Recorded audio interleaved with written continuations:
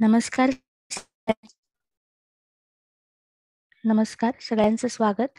The healing lab आणि संवाद सेंटरतर्फे आपण नवरात्र हा विषय घेऊन द पॉवर ऑफ 9 ही कार्यशाळा चालू करतोय. आज त्याचं पहिलं सत्र आहे आणि आधी सांगितल्याप्रमाणे या सत्रामध्ये कोणीही सहभागी होऊ शकतं.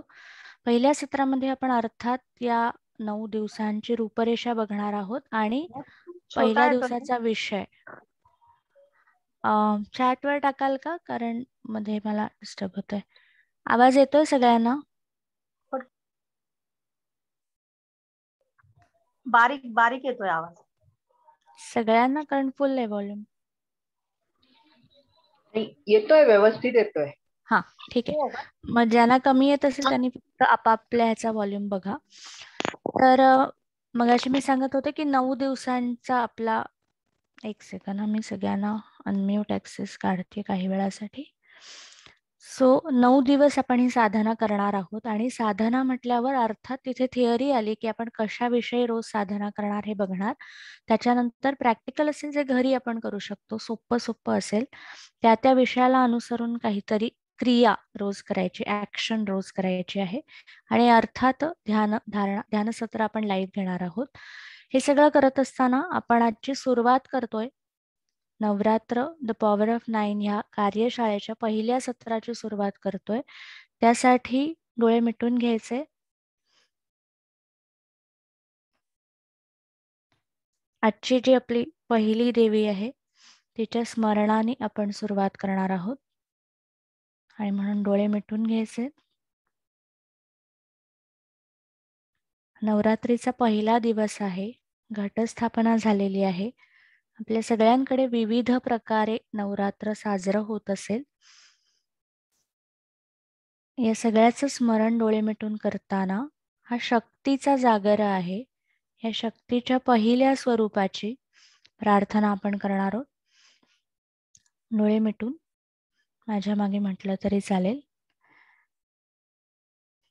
या देवी सर्वभूतेषु शैलपुत्री रूपेण संस्थिता नमस्तस्यै नमस्तस्यै नमस्तस्यै नमो नमः. शैलपुत्रीचं स्मरण.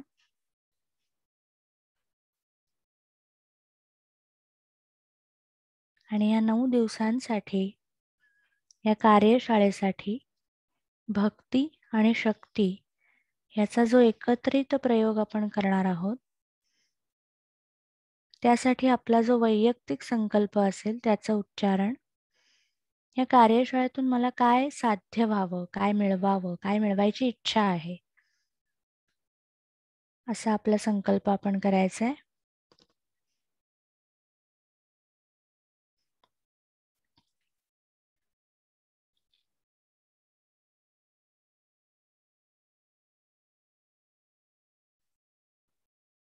आणि सावकाश डोळे उघडायचे.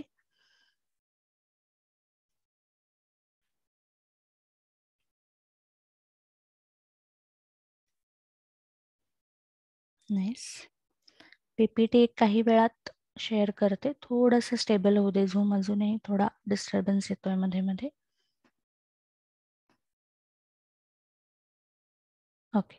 आणि काही टेक्निकल गोष्टी असतील तर चॅटवर टाका, म्हणजे तिथे कोणीतरी बघेल आणि उत्तरं दिली जातील. नाईस. सो आपण नवरात्र हा विषय आपण बघतोय. आणि 9 रात्र हा साधारण संदर्भ आपल्याला माहिती आहे. नवरात्रीचे अनेक अर्थ आपण वाचले असतील, ऐकले असतील. हे सगळं आपण बघतोय. सगळ्यात पहिले नवरात्र ह्या शब्दाकडे थोडंसं बघूया, त्यातल्या नव ह्या शब्दाकडे बघूया आणि मग आजच्या थिअरीने आपण सुरुवात करूया. नव शब्द, नव रात्र, 2 शब्द ज्याच्यामध्ये दिसतात आणि हे 2 शब्द असताना त्याची 2 शब्दांच्या अनुषंगाने अर्थ बघणं महत्वाचं. पहिले नव शब्दाकडे बघूया. नव शब्द कुठे कुठे येतो असं जर आठवलं तर त्याची व्याप्ती कळेल आणि 9 ह्या आकड्याची व्याप्ती कळेल.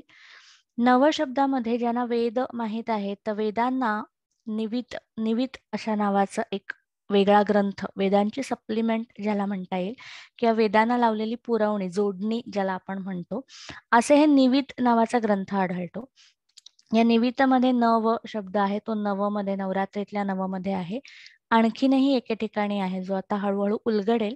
तर निवित मधला जो नव शब्द आहे त्याचा अर्थ असा आहे निवित. वित मध्ये विद, विद म्हणजे टू नो, अंडरस्टँड. आणि विद हा शब्द वेदांमध्ये आहे, विद हा शब्द विज्ञानामध्ये आहे, आणि विद हा शब्द निवित मध्ये आहे. तीनही संदर्भ लक्षात घ्यायचे. तर काहीतरी अंडरस्टँड करणं, आणि त्याच्यामध्ये जेव्हा नॉलेज किंवा आपण असा जेव्हा अर्थ घेतो की टू अंडरस्टँड, तेव्हा त्याच्यात सगळी प्रक्रिया बघायची. ती त्या नवमध्ये आहे. कारण तर ती सगळी निवितची प्रक्रिया काय, निवित ग्रंथ कशावरचा आहे, निवित या ग्रंथामध्ये अशा वेगवेगळ्या देवतांची माहिती येते, देवतांच्या वैशिष्ट्यांची माहिती येते. की शैलपुत्री, मग शैलपुत्री मग देवीचं काय काय वैशिष्ट्य आहेत, काय काय कॅरेक्टरिस्टिक्स आहेत, तिचं काय काय महत्व आहे, अशा प्रकारची माहिती निवित या ग्रंथामध्ये येते. काही वेळा या ग्रंथामध्ये गणदेवतांची माहिती येते. गणदेवता म्हणजे समूहाने एकत्र असणाऱ्या देवता. जशा 9 रात्रींच्या 9 देवींचा जर एक समूह म्हटला की एक ग्रुप आहे असं जर आपण म्हटलं, तर त्यांच्याबद्दलची माहिती, त्यांची प्रोफाईल, इन शॉर्ट त्यांची प्रोफाईल या निवित मध्ये येते. आणि असा निवित आहे. आता निवितवरनं एक शासकीय शब्द आठवेल, गव्हर्नमेंटमध्ये आपण वापरतो, निविदा हा शब्द वापरतो. मग निविदामध्ये काय असतं, कुठल्या तरी एखाद्या प्रोजेक्ट बद्दल, एखाद्या प्रोजेक्टची निविदा दिली जाते ना, तर कुठल्या तरी एखाद्या प्रोजेक्टची इत्थंभूत माहिती, सविस्तर माहिती, आणि त्या प्रोजेक्टचं पूर्ण स्वरूप काय आहे, दॅट इज निविदा. म्हणजे काय, निवित म्हणजे काय, एखाद्या गोष्टीला, एखाद्या देवीला, एखाद्या शक्तीला, एखाद्या देवतेला पूर्णत्व देणारा असा ग्रंथ, तिचं पूर्ण वर्णन या ग्रंथामध्ये येतं. इथपर्यंत आलो की परत नव शब्दाकडे जाऊया. पण नव हा शब्द जिथे जिथे पूर्णत्व आहे तिथे तिथे तो लागू पडतो. अंक ज्योतिष ज्याला म्हणतात, किंवा मॉडर्न भाषेमध्ये न्यूमरॉलॉजी, पण संस्कृत अंकांचं एक शास्त्र आहे. प्रत्येक अंकाचं एक एक अक्षर, अशी अक्षरं, आणि त्या अक्षरांचा या 9 आकड्याशी महत्वाचा संदर्भ आहे. वेद, पुराण, ग्रंथ आणि बाकीचं सगळं जे आपलं वाङ्मय आहे ह्याच्यातला नवाचा संदर्भ बघणार आहोत. पण निवित शब्दावरनं परत एकदा आणखीन एक महत्वाचा शब्द जो नवरात्रीच्या निमित्ताने येतो तो म्हणजे नैवेद्य. तर तो नैवेद्य हे पूर्णत्वाचं प्रतीक आहे.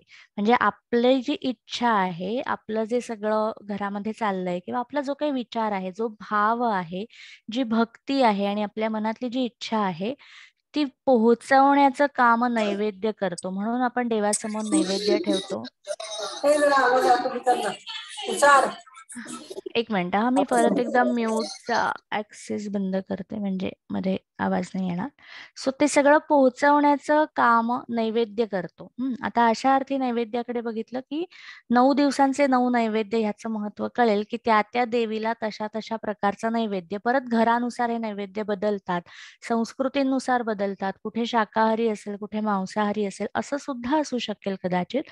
तर या सगळ्याचा नैवेद्य शब्दाचा अर्थ की आपण जे सगळं करतोय, पूजा अर्चा, अमुक तमुक भजन कीर्तन, जे सगळं करतोय त्याला पूर्णत्व देण्यासाठी काहीतरी प्रदान, पूर्णत्व देण्यासाठी काहीतरी समोर ठेवणं म्हणजे नैवेद्य. आणि तिथून निविद, आणि त्या नैवेद्यामध्ये जो नव शब्द आहे तो नवरात्रीतला नव शब्द आहे. तर परत त्या नव शब्दाकडे येऊया. म्हणजे नव म्हणजे पूर्णत्व, आणि रात्र पुढचा शब्द आहे. म्हणजे पूर्णत्वाच्या रात्री, नवरात्री. यावर्षी 8 दिवसांचं नवरात्र आहे, पण ते तिथीनुसार आहे. 9 तिथी त्याच्यामध्ये नक्कीच कव्हर होतात. मग 9 रात्रींची गंमत आहे. आणि नवरात्र, आणि पुढे आणखीन एक शब्द लागतो तो म्हणजे जागर. तिथे जागर शब्द का आला असेल, किंवा आपल्याकडे गरबा, दांडिया यावर्षी नसेल कदाचित, पण तरी सुद्धा की रात्रभर देवीचं काहीतरी जागरण, असं अनेक ठिकाणी येतं. मंगळागौरीच्या इथे येतं, किंवा नवरात्रीच्या निमित्ताने येतं. अशा विविध ठिकाणी कोजागिरीच्या दिवशी पण आपण रात्रीच्या जागरणाला महत्व देतो. महाशिवरात्रीमध्ये जागरण आहे. तर जिथे जिथे हे जागरण आहे तिथे तिथे कशा कशाचं जागरण आहे. जागरण म्हणजे जागृत करणं. कोणाला जाग करायचंय? स्वतःला, अर्थात स्वतःला जाग करायचंय. स्वतः मधल्या त्या 9 तत्वांना, 9 शक्तींना, 9 मार्गांना, 9 भक्तींना जाग करण्याचा 9 दिवसांचा काळ आहे. आणि असं म्हटलंय की ही प्रत्येक शक्ती पूर्ण आहे, कारण नैवेद्य, निमित्त आणि नव तिन्ही शब्द तिथे येतात. सो असं पूर्णत्वाने भरलेल्या आणि भारलेल्या 9 रात्रींचा हा सगळा काळ, याची सुरुवात आज होते. आणि मग घटस्थापना ते विजयादशमी, स्थापनापासून विजय, विजय प्राप्त. विजय शब्दाकडे येऊया. विजय हा जो शब्द आहे, महाभारताचं महाभारत या ग्रंथाचं नाव जय असं सापडतं. जय हे दुसरं नाव, जय विजय असं नाव येतं. आणि विजय हा जो शब्द आहे, त्याचा अष्टलक्ष्मी ही संकल्पना सांगतात. आणि तंत्रशास्त्रात 9वी लक्ष्मी येते, जी विजयालक्ष्मी. म्हणजे सर्व प्रकारच्या अबंडन्स, सर्व प्रकारच्या समृद्धीवरती विजय मिळवणं म्हणजे विजयालक्ष्मी. त्याच्यात अर्थात भौतिक आणि आध्यात्मिक दोन्ही बाजू येतात. अशी ती विजयालक्ष्मी, अशी ती 9वी लक्ष्मी असा एक विषय येतो. विजय शब्दाचा न्युमरॉलॉजिकली, परत एकदा संस्कृत मधली न्युमरॉलॉजी, अंक ज्योतिष किंवा अंक आणि अक्षर यांचं एक शास्त्र आहे, की प्रत्येक क, ट, त, प, य असं एक प्रत्येक अक्षराचा एक एक अंक, असं जर घेतलं संस्कृतात जे सांगितलेलं, तर विजय शब्दाची बेरीज ही 9 येते. तिथे पुन्हा तो नव हा संदर्भ येतो. नवाचा संदर्भ आणखी खूप ठिकाणी आहे. त्याची काही उदाहरणं सांगणार आहे ती एवढ्याचसाठी की आपण जे करतोय त्याला केवढ्या ठिकाणी, विविध ठिकाणी पूर्णत्व हा अर्थ आहे. कम्प्लिशन हा सोपा अर्थ, किंवा आपण जे कार्य घेतलंय त्याचं फळ पूर्ण, त्याचं मॅनिफेस्टेशन, त्याचं काहीतरी पूर्ण स्वरूप निर्माण करणं, असा नवाचा अर्थ आहे. सोपा संदर्भ घेऊया. आपल्या सगळ्यांची सुरुवात 9 या आकड्याने झालेली आहे. हा खूप महत्वाचा मुद्दा. 9 या आकड्याने म्हणजे 9 महिने 9 दिवस आपण जे म्हणतो, तर हे 9 महिन्यांची प्रक्रिया, म्हणजे स्थापनेपासून विजयादशमी. विजय म्हणजे की त्या संपूर्ण 9 महिन्यांच्या कालावधीवर विजय मिळवून मॅनिफेस्ट होणं, हे जे कार्य आहे निसर्गाचं, हे जे कार्य आहे जन्म प्रक्रियेचं, ते इतकं अफाट आहे. तिथे 9 ही संख्या येते. नैवेद्य शब्द बघितला, नव बघितला, रात्र आपण बघणार आहोत. 9 शब्दाचे काही रेफरन्स. तर 9 महिने जसं आहे तसं 9 दिवसांची साधना, मग त्याच्यात 9 शक्ती बीजमंत्र, हे सगळे विषय आपण अगदी डिटेल बघू शकणार नाही, कारण खूपच विस्तार होईल. पण हे महत्वाचे संदर्भ लक्षात घेतले तर तुम्हाला ह्यामध्ये काम करताना तुमची दिशा कदाचित मिळेल. तर असे 9. आणि मग 9चा पाढा आठवायचा. थोडंसं गणिताकडे वळूया, की आपण सुरुवात बघितली, आपल्या सगळ्यांची सुरुवात 9 संख्येने आहे. तर 9चा पाढा आपण लहानपणी लिहिला असेल तर आठवेल, की 9, 18, 27, 36 असं जे आपण लिहित जातो. तर 9च्या पाढ्याची गंमत अशी आहे की त्या आकड्यांची बेरीज नेहमी 9 हे उत्तर येतं. म्हणजे त्या सगळ्या गुणाकार केल्यावर त्यांचा जो सिंगल डिजिट बेरीज येते ती नेहमी 9 येते. 9 हा गणित किंवा मॅथमॅटिक्स नुसार सिंगल डिजिट मधला सगळ्यात मोठा नंबर. पुन्हा एकदा 1, 2, 3, 4, 5 या सगळ्यातला शेवटचा, म्हणजे सगळ्याचं द अल्टिमेट असं जे म्हणतो ना, असं ते अल्टिमेट स्थान म्हणजे 9, असं 9 हा आकडा आहे.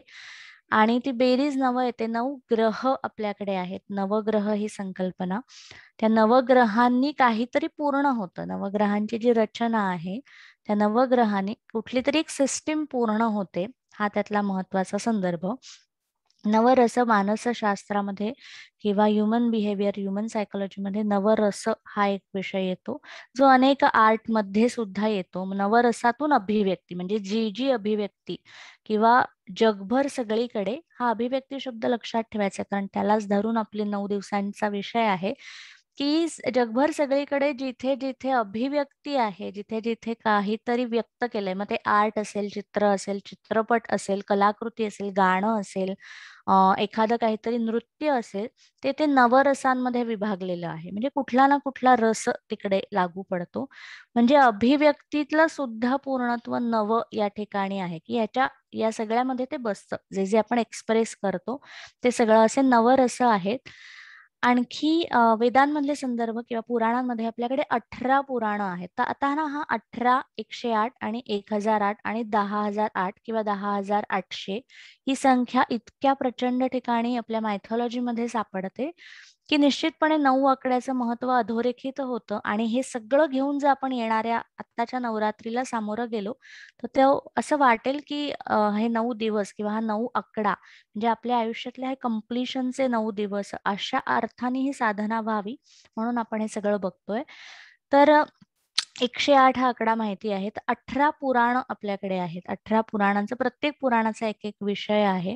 मग तिथे पुन्हा 8 आणि 1 9 असं येतं. मगाशी महाभारताचा उल्लेख केला. महाभारतामध्ये 18 खंडांमध्ये महाभारताचं विभाजन किंवा भगवद्गीतेमध्ये 18 अध्याय आणि 18 मधून काहीतरी विषयाला पूर्णत्व देणं, विषयाला पूर्णविराम देणं किंवा एखाद्या विषयाची मांडणी करणं. मगाशी महाभारताच्या नावाबद्दल बोललो, तसंच यादव वंश हा जो आहे त्यांचे 18 वंश सांगितले जातात. श्रीकृष्णाची जी यादव कुळ सांगितलं जातं, त्यांची 18 कुळं. महाभारताचं युद्धाचं जे वर्णन पुराणांमध्ये म्हणजे ग्रंथांमध्ये येतं, त्याच्यामध्ये 18 दिवस हे युद्ध चाललं अशा कथा येतात. रामायण आपण बघितलं होतं. रामायण आणि महाभारतात तर प्रचंड साधर्म्य आहे. रामायणाचं युद्ध 18 महिने चाललं असा संदर्भ वाल्मिकी रामायणामध्ये येतो आणि तिथे पुन्हा तो 18 हा आकडा आहे. आता हे महिने आणि दिवस जेव्हा येतात तेव्हा साहजिकच त्याचा अर्थ आपल्या आयुष्यातले, मानवी आयुष्यातले 18 दिवस असाच घेतला पाहिजे असं नाही. त्याचे अर्थ निश्चित वेगळे असतात. पण तिथे 18 महिने चाललेलं रामायणातलं युद्ध आहे. मगाशी 108 हा आपण विषय घेतला.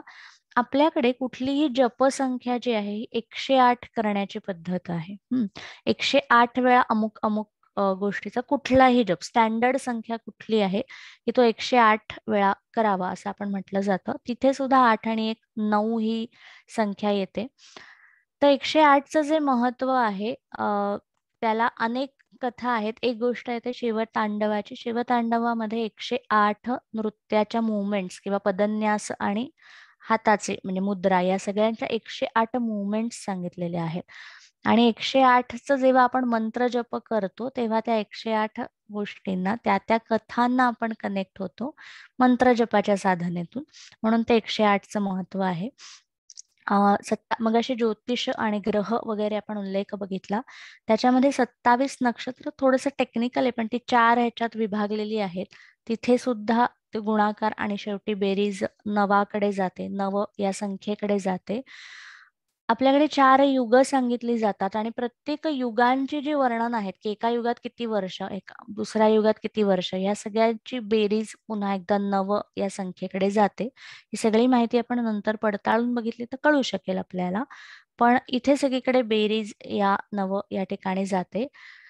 रोम ऋषींचा एक अनेक ग्रंथ आहेत, अनेक पुराण, अनेक उपनिषदांमध्ये विविध सिद्धांत सांगितले जातात. ज्याच्यातला एक सिद्धांत असं सांगतो की मानवी आयुष्यात आपण सगळेजण डेली आपल्या डे टू डे लाईफमध्ये 21,600 वेळा आपण श्वास घेतो. तर तिथे सुद्धा 9 ही संख्या आहे. म्हणजे एका दिवसाचं पूर्णत्व तिथे 9 हा आकडा येतो. आणखी काही महत्वाचे संदर्भ सांगेन की 10,800 हा जो मगाशी घेतला होता किंवा 108 घेतला होता, त्याचा देवी आणि लक्ष्मी यांच्याशी महत्वाचा संदर्भ असा की समुद्र मंथनाची गोष्ट जी आहे, समुद्र मंथन हे 10,800 दिवस चाललं आणि म्हणून अनेक सिद्ध मंत्रांना किंवा मंत्रांच्या साधनेमध्ये 10,800 आणि 108 या दोनही संख्यांना प्रचंड महत्व आहे. तर हे आपण नव आकड्याबद्दल बघत होतो. आणि आता रात्र, नव आणि रात्र पीपीटी शेअर करते म्हणजे आता कळायला सोपं जाईल.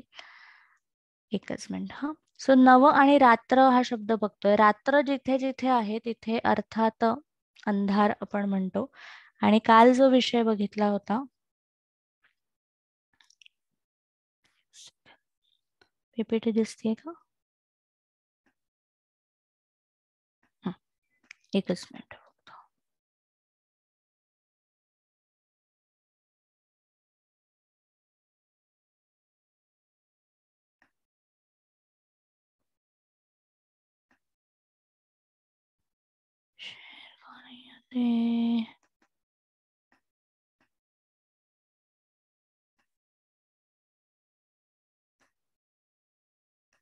ठीक आहे.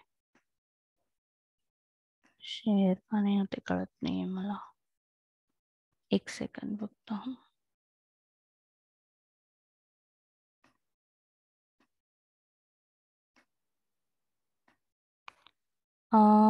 दीप्ती आहे का इकडे? दीप्ती तुझ्या इथून पीपीटी शेअर होते का बघशील? हो, पण फुल स्क्रीन होत नाहीये. शेअर झाली पण ती फुल स्क्रीन होत नाहीये मला ते. प्रेझेंटचं ऑप्शनच दिसत नाहीये. मी आता ऑफिस कॉल मध्ये जाते. ओके, नो वरीज मी करते.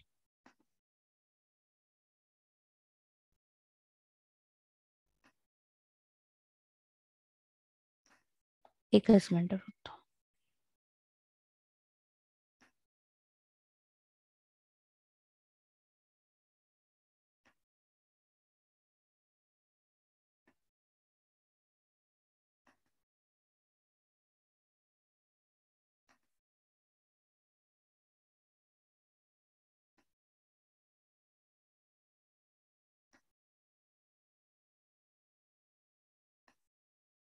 ठीक आहे, परत एकदा शेअर करते.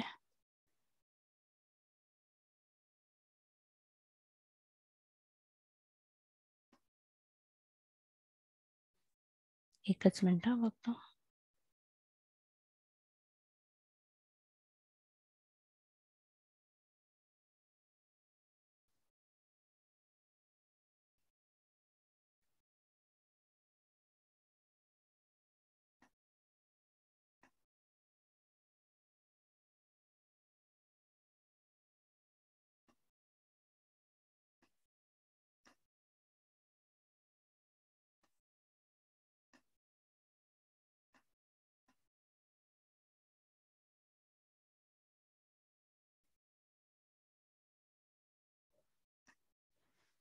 ठीक आहे, ओपन होईल 1-2 मिनिटात बहुतेक.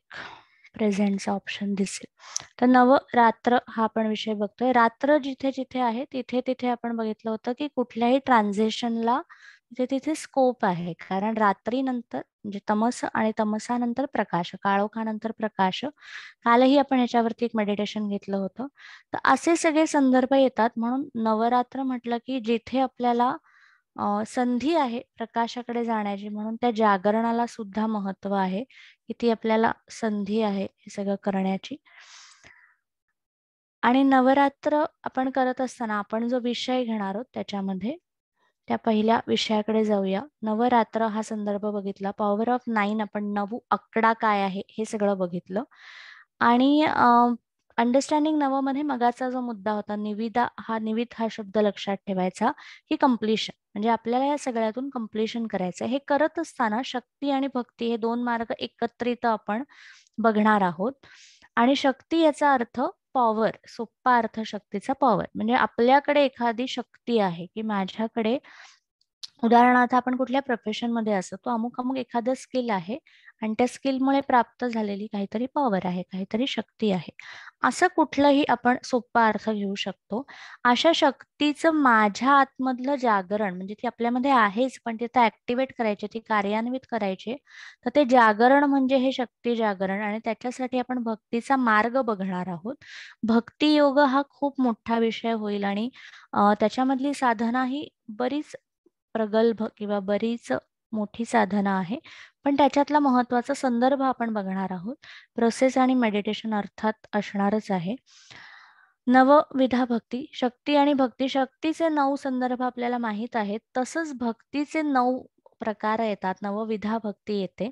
नव शब्द आपल्याला माहिती आहे, विधा शब्द आलाय. जिथे जिथे विधा येतो तिथे तिथे विधी येतो.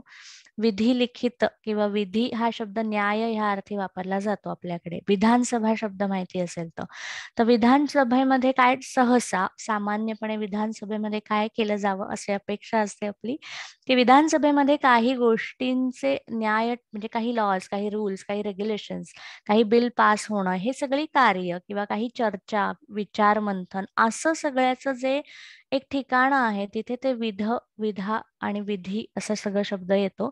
विधा याचा एक अर्थ आहे तो प्रकार, सोपा अर्थ जो सामान्यपणे आपल्याला माहिती आहे. विविध आपण म्हणतो ना की विविध वस्तू आहेत, माझ्याकडे विविध रंगाच्या साड्या आहेत, सो दॅट इज विविध, सो डिफरंट.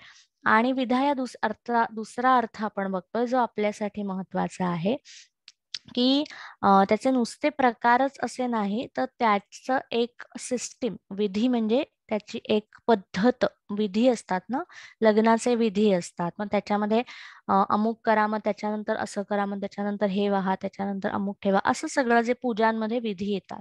म्हणजे त्याचा एक SOP आहे, त्याचा एक क्रम आहे त्या सगळ्या गोष्टींचा. तसं नवविधा भक्तीमध्ये भक्तीचे काही 9 प्रकार आहेत आणि ते वेगवेगळ्या एका क्रमाने सांगितलेले आहेत. नवविधा भक्तीचा संदर्भ अनेक ठिकाणी येतो, हे आपण बघणारच आहोत पुढे पुढे जसं जाऊ तसं. भागवतात येतो, शिवपुराणांमध्ये येतो, भगवद्गीतेमध्ये येतो, नारदीय भक्ती सूत्रांमध्ये नवविधा भक्ती येते आणि संत रामदासांच्या दासबोधामध्ये जो चौथं दशक त्यातला जो समास आहे याच्यामध्ये नवविधा भक्ती हा विषय येतो. आपण या सगळ्याचं एकत्रित सार असं बघणार आहोत, कारण फक्त नारदीय सूक्त जर बघायची झाली, नारदीय भक्ती सूत्र, तर ती 84 सूत्र आहेत, 84 आकडा आहे तिथे. आणि त्या 84 ह्या आकड्यामधून म्हणजे 84 लक्ष योनी हा आपण आकडा ऐकला असेल तर ती 84 सूत्र आहेत, पण त्याच्यावर जवळजवळ म्हणजे फक्त त्याच्याच वरती 10-15 दिवस नुसतं एक टच बेस, नुसतं एक इंट्रोडक्शन करता येईल एवढा तो मोठा विषय आहे. पण या सगळ्याचं आपण एक सारात्मक बघणार आहोत. तर नवविधा भक्ती, नारद भक्ती सूत्र असू दे किंवा इतर ठिकाणी वापरलेली नवविधा भक्ती, भक्ती सूत्रांमध्ये भक्तीची व्याख्या खूप छान आहे. सातु अस्मिन परंपर रूपाम, परम पर आणि अपर रूपा, पर आणि अपर, जिथे एक, जिथे कम्प्लिशन, जिथे त्याला पूर्णत्व मिळतं, त्या नवविधा भक्तीतली भक्ती शब्दाची व्याख्या नारदीय भक्ती सूत्रांमध्ये येते की या सगळ्याला पूर्णत्व येणार. विधा शब्दाकडे परत एकदा येणार आहे. विधा म्हटलं की आपण बघितलं पद्धत. आता पद्धत या शब्दाकडे लक्ष द्यायचंय. नवविधा भक्ती म्हणजे 9 प्रकारच्या भक्तीच्या पद्धती. मग ह्या पद्धती कशासाठी आहेत? नेहमी आपण असं बघतो की भौतिक जगासाठी या 9 पद्धती आहेत आणि पारमार्थिक जगासाठी किंवा आध्यात्मिक जगासाठी तर निश्चितच आहेत. आपण दोन्ही बाजू बघणार आहोत. आपल्याला जी योग्य वाटेल ती आपण घ्यावी आणि पुढे जावं. तर नवविधा भक्ती 9 प्रकार आहेत आणि कसले प्रकार आहेत? तर 9 प्रकारे प्रेम व्यक्त करण्याचे प्रकार आहेत. मग हे प्रेम म्हणजे काय? कशावरचं प्रेम? व्यक्तीवरचं प्रेम असेल, एखाद्या देवतेवरचं सगुण रूपावरचं प्रेम असेल, एखाद्या निर्गुण अशा तत्वावरचं आपलं प्रेम असेल, तिथे ही भक्ती आहे. किंवा आपला संकल्प, इच्छा, आपले गोल्स असतील, आपल्याला काहीतरी साध्य करायचंय आणि पुढचा आपला शक्ती हा विषय आहे की अमुक एका शक्तीची आराधना हा आपला विषय असेल, तर तिथे सुद्धा त्याचे विधी, त्याचे 9 प्रकार, 9 पद्धती सांगितलेल्या आहेत आणि खूप अफाट आहेत या पद्धती. आपण त्याचा सारांश रूपाने बघून त्याच्यावरती ध्यानसाधना करणारच आहोत 9 दिवस. आणि ह्या 9 पद्धतींनी हे सगळं साध्य करत असताना आपण शक्तीचं जागरण करणार आहोत. म्हणजे त्याचं ऍक्टिव्हेशन आणि त्याचं ट्रान्सफॉर्मेशन दोन्ही. जागरणामध्ये दोन्ही आलं की मग अशी जो निवित शब्द बघितला होता की काहीतरी मिळवणं, ते अब्झॉर्ब करणं. जसं उदाहरणार्थ आपण कधीतरी शाळेमध्ये 1ली, 2री, 3री आपण क ख ग घ शिकतो, गणित शिकतो. मग पहिलीत जेवढं एखादं गणित अवघड वाटतं, म्हणजे साधी 2 संख्यांची बेरीज असेल, 9+1 किंवा 8+2, अशी सोपी सोपी गणितं जी आता आपल्याला सोपी वाटतात ती पहिलीतल्या आपल्याला अवघड गेलेली असतात. ओके, मग आपण तेव्हा ते शिकतो, तेव्हा ते नुसतंच आपल्याकडे येतं. मग आपण त्याचा सराव करतो. मग त्याचा सराव केल्यानंतर त्याचा विनियोग करतो. मग आपण ते व्यावहारिक जगात वापरतो. वेगवेगळ्या ठिकाणी ही बेरीज आपण वापरायला शिकतो. मग हे सगळं करत करत करत आपण एका स्टेजला असे येतो की आपण दुसऱ्याला ते शिकवू शकतो आणि दुसऱ्याला सांगू शकतो, एवढं सोपं येत नाही, किती फालतू गणित आहे, म्हणजे इतकं काय कॅल्क्युलेटर कशाला लागतोय, हे तर असंच आलं पाहिजे, या लेवल पर्यंत आपण येतो. असं सगळं जेव्हा नॉलेज प्रोसेसिंग, त्याला प्रोसेसिंग म्हटलं जातं, की त्याचं प्रोसेसिंग होतं, कुठेतरी ते चालू झालंय आणि त्याचं प्रोसेसिंग होतं. असं प्रोसेसिंग आपल्याला 9 दिवसात करायचंय की काहीतरी बीज, काहीतरी स्थापना आणि त्याचं आउटपुट, त्याचं प्रोडक्ट, ते प्रोसेस कंप्लीट झाली की त्याचं प्रोडक्ट मिळतं ना. सो तसं ते प्रोसेसिंग करायचं आहे. सो अशा 9 प्रकार आपण बघणार आहोत. पहिल्या नवविधा भक्तीचे जे श्लोकात्मक वर्णन येतं, श्रवणम कीर्तनम विष्णुस्मरणम पादसेवनम अर्चनम वंदनम दास्यम सख्यम आत्मनिवेदनम, असं संस्कृतामध्ये. आणि रामदासांच्या भाषेमध्ये श्रवण कीर्तन विष्णुस्मरण पादसेवन अर्चन वंदन दास्य सख्य आत्मनिवेदन ऐसे हे नवविधा, असे हे 9 प्रकारचे आहेत. अशा ह्या 9 प्रकारच्या भक्ती आहेत आणि हा आपला 9 दिवसांचा विषय आहे. पहिल्या विषयाकडे येतोय आपण, श्रवण भक्ती. श्रवण म्हटलं की परत एकदा खूप खूप डिटेलमध्ये गेलं तर त्याच्यावरती साधना होईल. नुसतं वाचलं तर ते रीडिंग होईल, वाचन होईल किंवा एक माहिती होईल, इन्फॉर्मेशन होईल, डेटा कलेक्शन आवडतं आपल्याला खूप. सो आपण खूप डेटा कलेक्ट करतो. त्याचं प्रोसेसिंग झालं नाही तर फोनची मेमरी जशी फुल होते आणि मग खूप गोंधळ घालते. काहीतरी डिलीट होतं, काहीतरी उडतं, काहीतरी जातं. खूप आपल्या मोबाईलच्या डिव्हाइसमध्ये यंत्र आहे ना ते. त्या यंत्रामध्ये प्रोसेसिंग झालं नाही, मेमरीचं बायफर्गेशन झालं नाही की हवं ते ठेवलंय, नको ते डिलीट केलेत फोटो किंवा फोल्डर्स केलेत, त्याला छान आपण नावं दिलेत, असं सगळं केलं नाही तर तो डेटा मोबाईलमध्ये जो गोंधळ घालतो, एक्झॅक्ट तसा गोंधळ माणूस आपण यंत्र आहोत, या यंत्रामध्ये होतो की आपण खूप डेटा जमवलाय, खूपच माहिती जमवली, पण त्याचं प्रोसेसिंग काही नाही, त्याचं पुढे काहीच केलेलं नाहीये. ते पुढे करावं, ते विधी, ती पद्धत, त्या विधा, म्हणून भक्ती येते आणि म्हणून पहिली भक्ती येते श्रवण भक्ती. मग श्रवण भक्ती असं म्हणते, रामदासांच्या शब्दातली श्रवण भक्ती आपण बघणार आहोत, काही श्लोक पुढे घेतलेत. पण श्रवण भक्ती असं म्हणते की श्रवणाची सुरुवात कुठे होते? पुन्हा एकदा गर्भामध्येच श्रवणाची सुरुवात होते. म्हणजे गर्भामध्ये आपण जेव्हा असतो किंवा गर्भसंस्कार हा शब्द आपल्याकडे प्रचलित आहे, तर तिथे काहीतरी श्रवणात्मक, मग गर्भसंस्कारात जाणीवपूर्वक काहीतरी त्या छोट्या जीवापर्यंत पोहोचवलं जातं. सो तिथपासून श्रवण भक्ती आहे, तिथपासून श्रवण आहे. भक्ती पुढे येईल, पण तिथपासून श्रवण आहे. मग श्रवण शब्दामध्ये ऐकणं म्हटलेलं नाहीये, ऐका असं किंवा ऐकावे असं काही सांगितलेलं नाहीये. आणि म्हणजे रामदास ज्यांनी वाचलेले आहे, संत रामदासांची पद्धतच आहे की खूप रोखठोक शब्दांमध्ये, अत्यंत व्यावहारिक भाषेमध्ये त्यांनी हे सगळं सांगितलेलं आहे. तर त्यांनी ऐका शब्द वापरला असता, वापरला नाही, श्रवण वापरलाय, म्हणजे ऐकण्याच्या पलीकडचं, म्हणजे प्रोसेसिंग पर्यंत रामदास घेऊन जातात. तसंच नारदीय भक्तिसूत्र, तसंच भगवद्गीता सांगते की ते त्या प्रोसेसिंग पर्यंत नेतात, ते त्या जागरणाच्या स्टेज पर्यंत नेतात. म्हणजे ऐकतो आपण काहीतरी इन्फॉर्मेशन ऐकतो आणि मग ती ऐकल्यानंतर त्याच्यावरती आपण काहीतरी विचार मंथन वगैरे वगैरे करतो. मंथन शब्द येतो, विचार मंथन, जसं समुद्र मंथन तसं. तो हे सगळं जे चर्निंग होतं आणि त्याच्यातनं जे बाहेर येतं, जे वरती येतं, ते कुठेतरी श्रवणात्मक, श्रवण, त्याच्यावरनं श्रोता आणि त्याच्यावरनं श्रवणेंद्रिय असा शब्द येतो, कान. म्हणजे ज्याला श्रवण किंवा आपण त्याला इंद्रिय, सेन्सरी ऑर्गन, ज्ञानेंद्रियामध्ये श्रवणेंद्रिय असं म्हणतात, इयर. आणि मग तिथे श्रोता हा शब्द येतो, म्हणजे जे नुसतेच ऐकतायत त्यांना खरं म्हणजे श्रोते म्हणत नाहीत. खरं म्हणजे की जे नुसतेच येतात, ऐकतात आणि झालं, डेटा कलेक्ट आणि दॅट्स इट, म्हणजे काहीच पुढे होत नाही त्याचं, स्वतःसाठी नाही, दुसऱ्यांसाठी नाही, आणि ज्याच्याकडून ऐकलं त्याच्यासाठीही नाही. म्हणून आपण नेहमी म्हणतो की श्रवणानंतर, म्हणजे श्रवणाचं प्रोसेसिंग, ऐकण्याचं प्रोसेसिंग करायचं असेल तर श्रोते काय करतात, आपल्याकडे आपल्याला माहित आहे भारतीय पद्धतीमध्ये जो उत्तम श्रोता आहे तो दाद देतो, तो काहीतरी शेअर करतो, तो काहीतरी सांगतो, अरे वा क्या बात आहे, असं आपण सगळं जे व्यक्त करतो. जो पुढचा उद्याचा विषय आहे कीर्तन, तर तिथे ती वाणी येते, आधी श्रवण येतं आणि मग वक्तव्य येतं. श्रवण भक्तीची सुरुवात कळायची असेल, म्हणजे श्रवण म्हणजे काय, तर सोपा अर्थ ऐकणं आणि त्या ऐकण्याला अनुसरून ते ऐकणं, ऍब्झॉर्ब करणं, आणि त्या श्रवणातून तो मार्ग आहे ना, तो प्रेम व्यक्त करण्याचा मार्ग आहे. मग कशाबद्दलचं प्रेम व्यक्त करायचंय, तर आपल्याला ज्या गोष्टीबद्दल प्रेम आहे त्याच्याबद्दल भरभरून ऐकणं, किंवा अथर्वशीर्षामध्ये जसा संदर्भ येतो, भद्रम कर्णेभिः शृणुयाम देवाः, पहिलीच ओळ येते, अथर्व उपनिषदाची पहिलीच ओळ येते, ओम भद्रं कर्णेभिः शृणुयाम देवाः. सो कर्ण आणि शृण दोन्ही शब्द येतात, तिथे तो श्रवण भक्ती येते, तिथे तो श्रवणाने सुरुवात, आणि ते प्री रिक्विजिट आहेत. मूळ अथर्व शीर्षाकडे जायच्या आधी पहिल्या ज्या 8 ओळी आहेत, भद्रम कर्णेभिः शृणुयाम देवाः, भद्रम पश्येमाक्षभिर्यजत्राः, स्थिरैः अंगैः स्तुष्टुवासस्तनूभिः व्यशेम देवहितं यदायुः. याचा संदर्भ आपल्याला या भक्तींमध्ये सहज सापडेल. तर तिथे ते श्रवण येतं. म्हणजे सगळ्यात पहिलं प्री रिक्विजिट आहे, बी अ गुड लिसनर. पहिली पायरी आहे म्हणजे श्रवण करायचंय. मग कसलं श्रवण करायचंय? भद्र चांगल्या गोष्टींचं श्रवण करायचंय.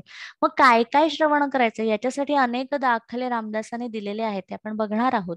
पण श्रवण म्हणजे आपल्याला ज्या गोष्टीवरती प्रेम आहे त्या गोष्टीबद्दल ऐकणं. मग ती जर भक्ती असेल, भक्तीमध्ये भज शब्द येतो, भजन आपण म्हणतो ना, किंवा एखाद्या गोष्टीचं भजन करणे, भजणे एखाद्या गोष्टीला, तो भ शब्द तिकडे येतो आणि क आणि भक्त त असा जोडाक्षर येतं.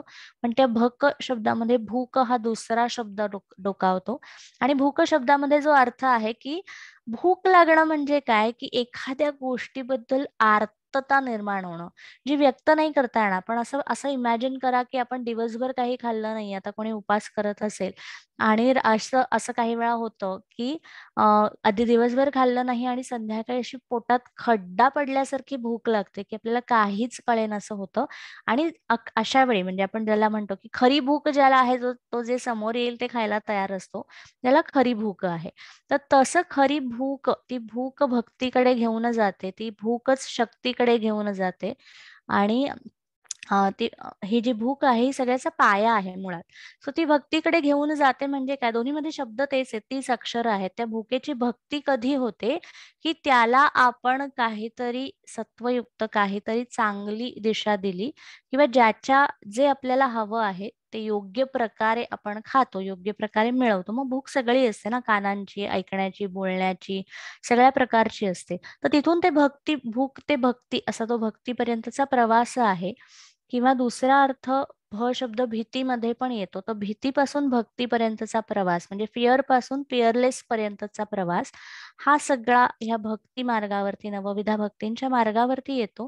त्यातली श्रवण भक्ती, मग श्रवण ऐकणं. आणि आपण बघितलं की ऐकण्याचे अनेक संदर्भ आहेत. हा सगळ्या गोष्टी ऐका, अगदी अभिमन्यूची गोष्ट ऐका, परीक्षिताची जी आहे की परीक्षिताला सर्पदंशामुळे काही कारणाने श्रवण शक्य नव्हतं. मग त्याच्या मुलाने काहीतरी श्रवण केलं, पुराणांचं श्रवण केलं, आणि त्याच्याद्वारे त्या परीक्षिताला काहीतरी प्राप्त झालं. अशा काही गोष्टी आहेत. शिवपुराणांमध्ये काही गोष्टी येतात की फक्त श्रवणातून काहीतरी साध्य झालं. म्हणजे काय, एका जोडप्याची गोष्ट येते शिवपुराणामध्ये, की नवरा बायको दाखवलेले आहेत. आणि तो नवरा अतिशय वाममार्गी असतो आणि मग ती बायको अतिशय पुण्यकर्म करत असते. मग कालांतराने तिच्या पुण्यकर्मामुळे तिला पार्वतीचं सखी होते, तिला सख्यत्व प्राप्त होतं. आणि ती पार्वतीला असं म्हणते की माझ्या नवऱ्याला मला काहीतरी करायचंय, तो खूपच वाम मार्गावर, चुकीच्या मार्गावर आहे. आणि मग ती गोष्ट आहे, अर्थात या पुराणांमधल्या गोष्टी आहेत, की आता तो तिचा नवरा पिशाच योनीमध्ये गेलेला आहे आणि मग त्याला कसं बरं हे करायचं. मग तिथे श्रवण भक्ती, पार्वती तिला श्रवण भक्तीचा मार्ग सांगते, विधा सांगते, पद्धत सांगते, की त्याला हे असं असं असं त्याच्या कानावर पडू दे, हे त्याच्या कानावर पडलं तर त्याला ह्याच्यातून सद्गती किंवा मुक्ती मिळेल. त्याची बरीच डिटेल गोष्ट आहे ती. तर असे अनेक संदर्भ सापडतात. हनुमानाच्या कथेत, रामायणामध्ये जांबुवंत हनुमानाला कानात काहीतरी सांगतो आणि हनुमंतामध्ये परिवर्तन आणि जागरण घडतं, असा क्लिअर संदर्भ आहे. की त्या लक्ष्मणाला जेव्हा मूर्छा येते तेव्हा हनुमंत विसरलेला असतो की त्याच्याकडे खूप सारे सिद्धी आहेत, शक्ती आहेत. तो स्वतःची शक्ती विसरतो आणि त्या शक्तीची आठवण करून द्यायला श्रवण तिथे येतं. ते कानात सांगणं खूप महत्वाचं आहे. ते जे कानात सांगणं आहे, परत एकदा जेव्हा आपल्याकडे एक टिपिकल पद्धत आहे की जेव्हा बारसं असतं आणि पाळण्यामध्ये नाव ठेवलं जातं, तेव्हा कानामध्ये ते नाव सांगण्याची पद्धत आहे. हा, म्हणजे ते कानात सांगणं, कारण ते श्रवण, ते त्या पॉइंट पर्यंत, ते तिथपर्यंत पोहोचवणं, असं सगळं आहे. पण त्या नावाचे बरेच अर्थ आहेत. तर अशा प्रकारे श्रवण भक्ती म्हणजे उत्तम, चांगलं चांगलं ऐकणं. आणि ऐकण्यातून साधना म्हणजे केवळ ऐकण्यातून साधना. अनेक आपण मंत्रशास्त्रांच्या कार्यशाळा घेतो, तेव्हा अनेक जण असं विचारतात की हा म्हटला नाही तर चालेल का, मला म्हणता नाही येते, मी नुसतं ऐकू शकतो का. ऐकू शकतो, पण तो भक्ती स्वरूप ऐकला तर त्याचे फायदे आहेत, हे आता कळू शकेल. की नुसता ऐकून आपण श्रोता होत नाही, त्याच्यावरती प्रोसेसिंग करावं लागतं, त्याचं पुढे काहीतरी कृती करावी लागते. त्याचे ते 108 मुवमेंट्स आहेत ना, तर तेवढ्या नाही, पण निदान त्याच्यावरती काहीतरी ऍक्शन घ्यावी लागते. तर त्या मंत्राचे फायदे नुसते ऐकण्याने सुद्धा होतात. म्हणजे दिवसभर लावून ठेवणारी व्हायब्रेशन्सचे फायदे होतात, पण आपल्याला जे जागरण आणि परिवर्तन अपेक्षित आहे त्याच्यासाठी ते भक्ती स्वरूप ऐकणं गेलं पाहिजे. आणि भक्ती आणि प्रेम 2 वेगळे शब्द आहेत, पण त्या गोष्टीवरती आपलं प्रेम पाहिजे. त्या गोष्टीवरती जसं आपण म्हणतो, की आपल्या आवडीच्या व्यक्तीबद्दल ऐकायला, आपल्या आवडीच्या व्यक्तीचं काही कौतुक ऐकायला आपल्याला प्रचंड आवडतं. मग तो सेलिब्रिटी असेल, घरातलं कोणी असेल, नात्यातलं कोणी असेल. आपण ते पुन्हा पुन्हा ऐकू शकतो. आपल्या आवडीचे विषय पुन्हा पुन्हा ऐकू शकतो. आपल्या आवडीचं जे वाचन आहे ते पुन्हा पुन्हा करतो. करतो म्हणजे आपण ते वाचतो ना. सो आपण वाचतो तेव्हा ते डोळ्यांनी बघतो. तसं कानांनी आपल्या ते आपल्या श्रवणेंद्रियाने सुद्धा ते ऐकू सुद्धा येतं. सो अशी श्रवण भक्ती. श्रवण भक्तीचे जे अनेक संदर्भ आहेत त्याच्यातले कळायला सोपे म्हणून आपण हे श्लोक सगळे बघितलेले आहेत. हा समास म्हणजे ह्याच्यात सुद्धा बरेच श्लोक आहेत, पण जे सोपं सोपं आहे ते बघूया. नवविधा भजन बोलले त्याची पुढे प्रांजळ केले, तिथे श्रोता शब्द येतो. श्रोती अवधान दिधले. मगाशी जो शब्द आला अवधान म्हणजे अलर्टनेस, सजगता, आणि आजकाल ज्याला माइंडफुलनेस म्हटलं जातं.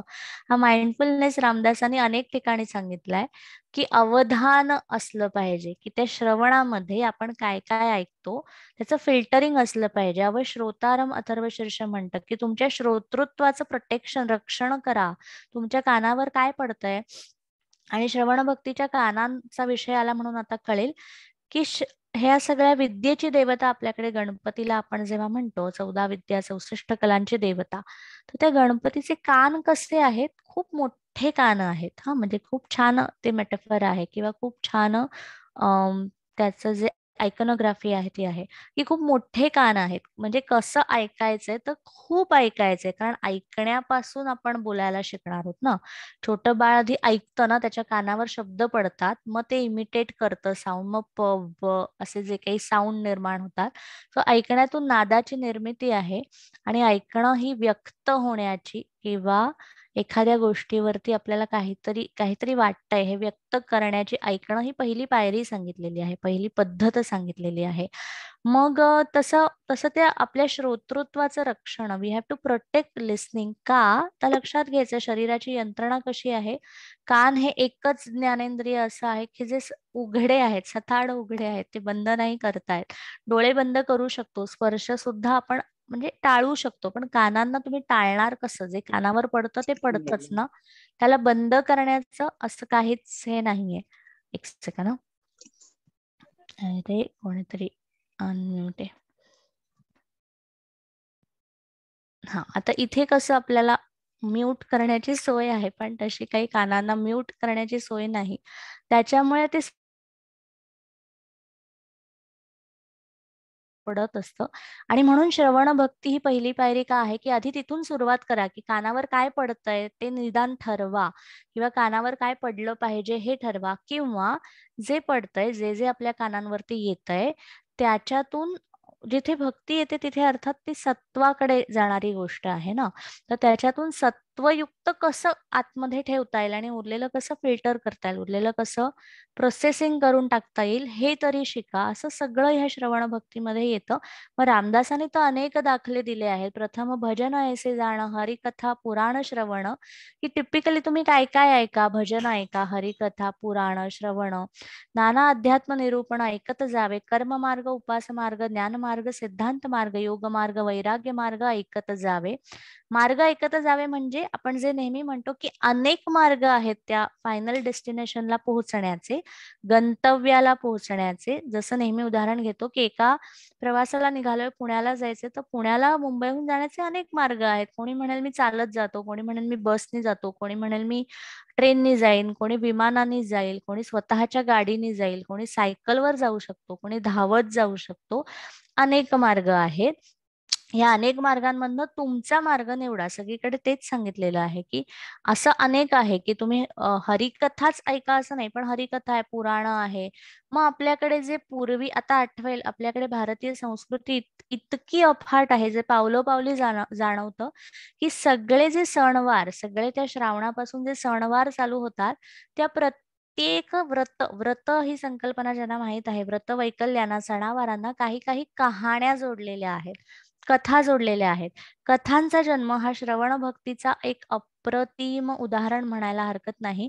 तर या कथांचा जन्म कशासाठी आहे, कारण कुठेतरी हे ज्ञात होतं, कुठेतरी हे माहित होतं, की माणसाला श्रवण करा हे कळेल एक वेळ, म्हणजे ही इन्स्ट्रक्शन कळेल, पण कशाचं श्रवण करा हे कळणार नाही. म्हणून हे सगळं ज्ञान, सगळं तत्वज्ञान, सगळी फिलॉसॉफी, हे सगळं काही कथांमध्ये गुंफलं गेलं. कथा आणि कहाण्या म्हणतो. मग सुफळ संपूर्ण, पाचा उत्तरी आपण म्हणतो ना, 60 उत्तराची कहाणी, पाचा उत्तरी सुफळ संपूर्ण. सुफळ संपूर्ण कथा ही सुफळ संपूर्णत्वाकडे नेते, असा संदेश आहे. कशी नेते? कथा फक्त ऐकण्याने. मग त्या वैभव लक्ष्मीच्या आहेत, अनेक व्रतांच्या कथा आहेत. तर ती कथा का ऐकावी? त्याचं श्रवण भक्ती, त्याचं इकडे कारण आहे की ते श्रवणात्मक आहे, ते कानावर पडू द्या आणि त्याच्यातनं परिवर्तन व्हायला लागेल. आता कोणी म्हणेल की मी एकदा कथा ऐकली तर होईल का? नाही, अर्थातच नाही. कारण ऐकण्याची ती ती पद्धत निर्माण करा. विधी आहे ना तो. विधी आहे म्हणजे काय? ती सिस्टीम निर्माण करा स्वतःमध्ये, की मी सातत्याने हे ऐकतो. मग आपल्याकडे सत्यनारायणाची, ह्याला सत्यनारायणाची कथा, मग ती पद्धत खूप छान आहे, की जरी गुरुजी असतील तरी ते ती कथा वाचून दाखवतात. या मंत्रांचं उच्चारण केलं जातं, एखादा याग यज्ञ करतोय, विधी करतोय, तर ते सतत कानांवरती मंत्र पडतात आपल्या. असे सगळे सगळे पूजा, सगळे सणवार आठवा, सगळीकडे श्रवण आहे. सगळीकडे आरत्या आहेत गणपतीमध्ये, मोठ्या मोठ्या नवरात्रीची आरती आहे. त्या 9 दिवसांची जी आरती आहे ती आहे. तर या सगळीकडे हे श्रवण पहिले येतं. आणि आपल्या संस्कृतीमध्ये श्रवण, प्रत्येक सणामध्ये श्रवण आहे. म्हणजे अगदी दिवाळीला सुद्धा जे फटाके आहेत, फट फट हा शब्द आहे, आणि फट ह्या शब्दाचा मंत्रशास्त्रातला अर्थ, फट मंत्र असतात. तर फट मंत्र याचा अर्थ विस्फोट, स्फोट करणारे, म्हणजे कशाचा तरी स्फोट करून कशाचं काहीतरी निराकरण, काहीतरी बाजूला सारून टाकणारे. जसं तो बॉम्बचा स्फोट झाल्यावर खूप गोष्टी अशा बाजूला निघून जातात ना, चांगल्या अर्थी फटाका हा शब्द आहे, खूप सुंदर अर्थ आहे. तर तो स्फोटवाद जो आहे तो फटाका या शब्दामध्ये आहे. आणि म्हणून दिवाळीला फटाके का वाजवतात? तर अलक्ष्मीला घालवण्यासाठी श्रवण भक्ती वापरली आहे. चक्क श्रवण हे टूल वापरलंय, हा विधी वापरलाय, की एवढा गर्जना करा, एवढे फटाक्यांचा आणि ह्याचा सगळ्याचा नाद होऊ दे, हे सगळं निघून जाऊ दे. तिथे श्रवण, तिथे तो श्रवण येतो. असा कुठलाही विधी आठवा. गरब्यामध्ये सुद्धा पारंपरिक, हा दांडिया गरबा हे जे पारंपरिक पद्धत आहे, ज्याच्यामध्ये ती गाणी गायली जातात. ओके, म्हणजे जरी डीजे असेल तरी सुद्धा तो एक श्रवणाचाच मार्ग आहे ना. सो अख्खी रात्र 8-9 तास जेव्हा कानावरती देवीच्या भक्ती स्वरूप पारंपरिक गाण्यांबद्दल बोलते, अशी सगळी गाणी पडतात, तेव्हा ती श्रवण भक्ती. तर ही श्रवण भक्ती ह्याला आपल्या संस्कृतीमध्ये खूप छान आणि अट्रॅक्टिव्ह स्वरूपामध्ये मांडलेलं आहे. पण ती पोहोचवता आली पाहिजे, ती नवीन जनरेशन पर्यंत पोहोचवता आली पाहिजे, तेवढ्याच अट्रॅक्टिव्ह पॅकेजिंग मध्ये. तिथे श्रवण भक्ती येते. पुढचे काही उदाहरण बघूया आणि मग आपण आजच्या मेडिटेशन कडे जाऊया. नाना व्रतांचे महिमे, आत्ताच आपण व्रतांचा उल्लेख केला. नाना तीर्थांचे महिमे, म्हणजे एक साधं गुरुचरित्र वाचायला घेतलं तर त्याच्यात इतक्या वेगवेगळ्या कथा आणि इतके वेगवेगळ्या गोष्टी आहेत. त्या गोष्टींमध्ये फक्त श्रवण एवढा महत्वाचा संदर्भ आहे. त्या कथांचे संदर्भ लागत नाहीत. विशेषतः गुरुचरित्रासारख्या ग्रंथांमध्ये खूपदा ऍबस्ट्रॅक्ट वाटतं, असं कळतच नाही कुठून कुठे चाललोय, कुठून कोण होता, कुठून सुरुवात झाली, हेच विसरायला होतं तो अध्याय संपेपर्यंत. कारण श्रवण एवढाच त्याचा महत्वाचा मुद्दा आहे. आणि त्या ऍबस्ट्रॅक्ट मधनं काहीतरी कन्स्ट्रक्टिव्ह तयार होणं, हे त्याच्याकडे हे सगळे नेतात. नाना महात्मे, नाना स्थाने, नाना मंत्र, नाना साधने. आपण नेहमीच म्हणतो की प्रत्येक मंत्र आणि विविध साधनं यांची सांगड घालायची. मग मंत्र जप हे सगळे श्रवण भक्तीमध्ये येतात. आणि मंत्र जप म्हणजे मंत्राचा उच्चार करतो, पण ते कानावर सुद्धा पडतं ना. आपण जेव्हा उच्चार करतो तेव्हा आपल्या ते कानावर सुद्धा पडतं.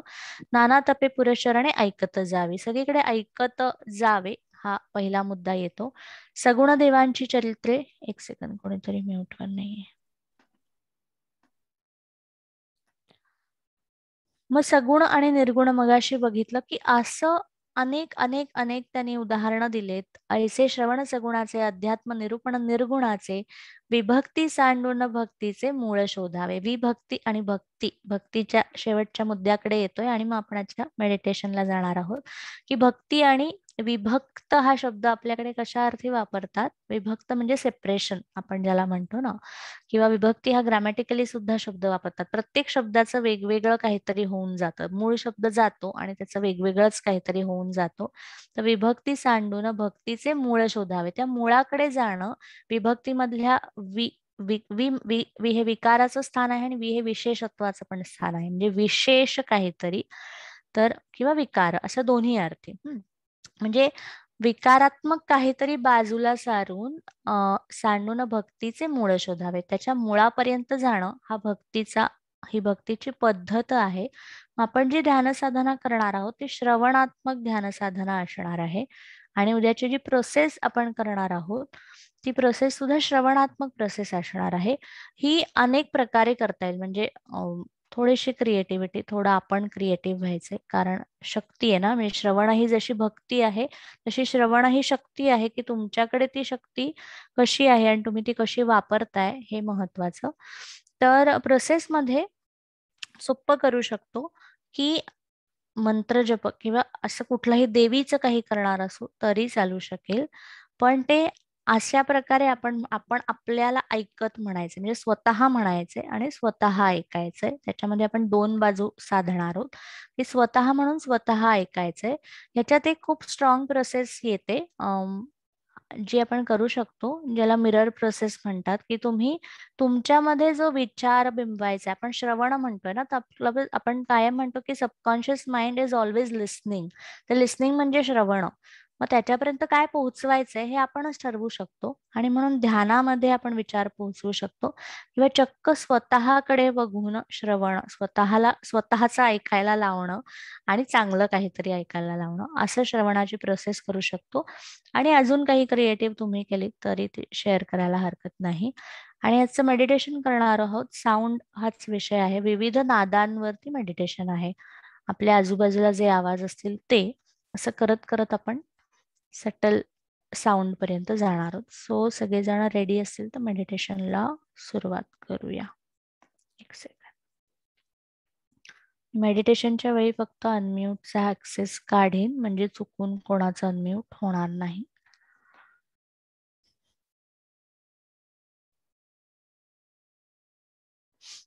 आजच्या श्रवण भक्तीच्या पहिल्या आपण ह्याच्याकडे जाणार आहोत. आणि कानांकडे संपूर्ण मेडिटेशन आपण श्रवण याच विषयावरती घेणार आहोत. आणि श्रवण करत असताना जे जे अनुभव येतील ते आपण बघायचे. डोळे मिटून घ्यायचे.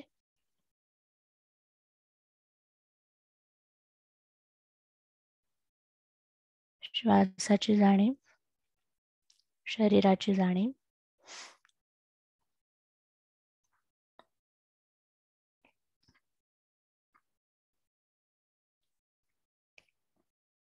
साधारण 15 मिनिटं ज्या एका ठिकाणी आपल्याला सहज बसता येईल अशी जागा निवडायची.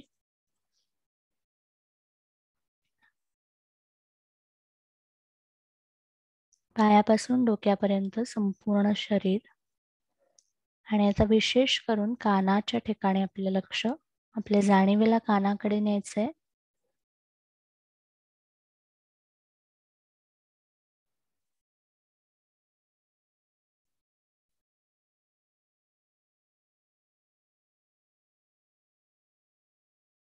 आपल्या आजूबाजूचे जे सगळे आवाज आहेत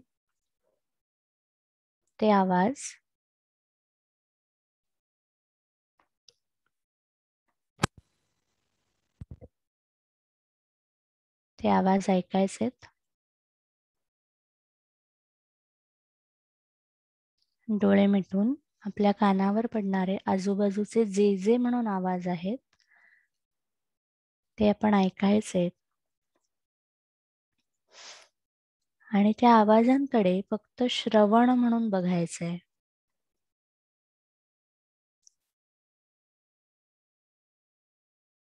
आपल्या कानांच्या ठिकाणी आपलं लक्ष आहे. आपल्या कानांवर अनेक आवाज सातत्याने येत असतात त्याची जाणीव. आपण आता जिथे कुठे असू तिथे त्या वातावरणात जे आवाज आहेत जस्ट अलाव देम. आणि त्या आवाजांना आपण कानांच्या वाटे स्वीकारायचंय. आणि मग पुढे जाऊन त्याच आवाजांचं प्रोसेसिंग पण करणार आहोत. पंख्याचा आवाज असेल, एसीचा आवाज, एखाद्या यंत्राचा आवाज असेल, घरात कोणाचा आवाज असेल,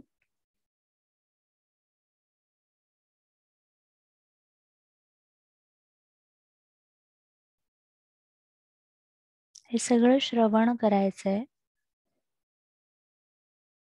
विदाउट जजिंग श्रवण करायचंय. अमुक आवाज आपल्याला अस्थिर करतोय, अनस्टेबल करतोय असं न करता just listen to it. Just श्रवण करायचंय फक्त.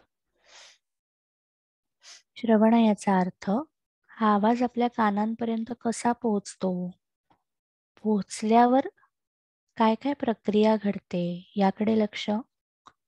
पंख्याचा आवाज, कोणाच्या बोलण्याचा, टीव्हीचा, बाहेरचे काही आवाज असतील, घरातल्या इतर व्यक्तींचे आवाज असतील, यातला प्रत्येक नाद, प्रत्येक ध्वनी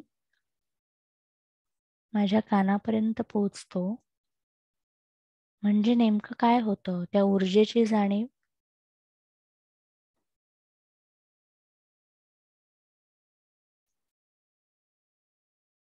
त्या ऊर्जेमध्ये कसं वाटतंय आपल्याला, ती स्पंदनं जाणवतात का, त्या स्पंदनांची जाणीव.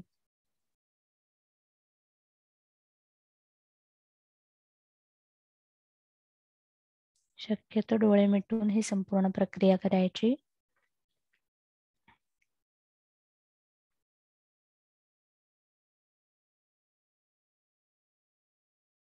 कानावर पडलेला आवाज कानाच्या आतपर्यंत जातो म्हणजे कुठे जातो हे अनुभवायचं.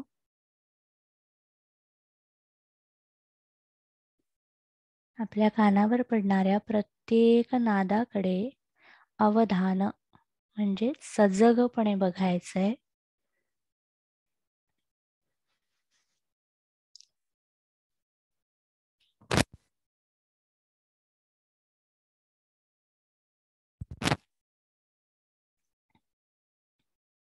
कानांवाटे ही स्पंदनं आपल्या शरीरभर पसरतात याची जाणीव. आता आपल्या आजूबाजूचे आवाज ऐकताना असं लक्षात येईल ही फक्त कानच नाही तर आपल्या त्वचेवाटे आणि कानाच्या आजूबाजूच्या सगळ्याच भागातून हे नाद आतमध्ये जातात. हे श्रवण जरी अधिकृतरित्या आपण कानांनी करत असू तरी आपल्या त्वचेवरती सुद्धा हा आवाज, हा नाद जाणवतो. या सगळ्या आवाजांना आपल्यामध्ये समाविष्ट करायचंय. Just allow them to connect to you through your ears, to your skin.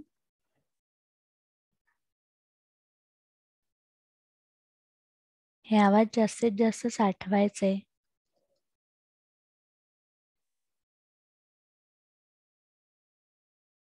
आणि आता हळूहळू दुसऱ्या पायरीवर आपण जाणार आहोत. दिवसभरात केलेलं विविध श्रवण ऐकायचंय, आठवायचंय.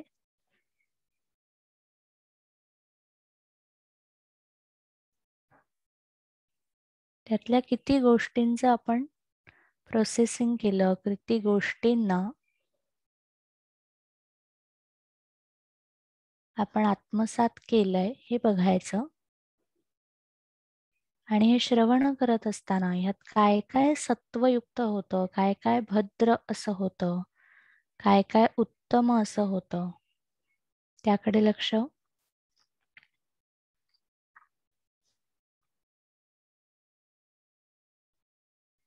सकाळी सकाळी कानावर पडलेले आवाज, कोणी घरी आलं असेल त्याचे आवाज, बेलचा आवाज, मोबाईलचा आवाज असेल, अनेक व्यक्तींशी आपण बोललो असू ते सगळे आवाज, घरातल्या भांड्यांचे, वस्तूंचे आवाज, स्वयंपाक घरातले काही आवाज असतील,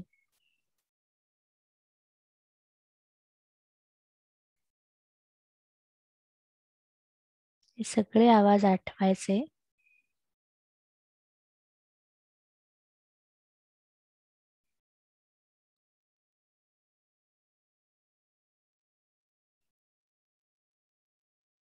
आणि हे आवाज आठवत असताना त्याचा आपल्या शरीरावर जो जो म्हणून परिणाम झाला, या श्रवण शक्तीचा आपण कसा कसा आणि कुठे कुठे वापर केलाय हे स्मरायचं, हे आठवायचं.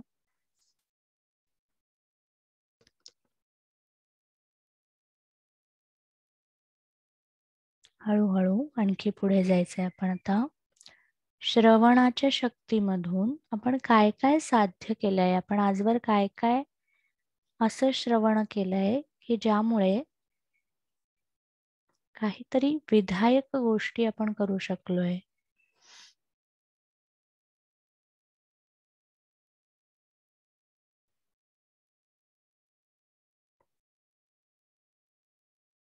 त्या सगळ्या श्रवणाला कनेक्ट व्हायचं. सगळ्या प्रकारचे आवाज आपण आठवू शकतो, लहानपणीचे, घरचे, दारचे, आवडीच्या व्यक्तींचे, नावडीच्या व्यक्तींचे सगळे आवाज आठवायचे आणि त्या नादाकडे फक्त नाद म्हणून बघायचंय, त्याला कुठलंही लेबल न लावता.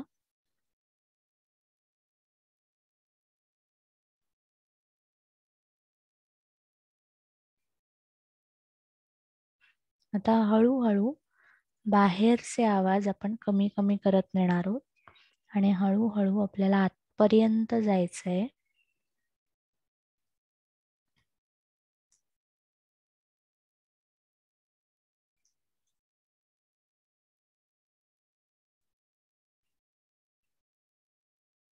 हळूहळू बाहेरचे हे सगळे आवाज कमी कमी होत चाललेत ह्याची जाणीव.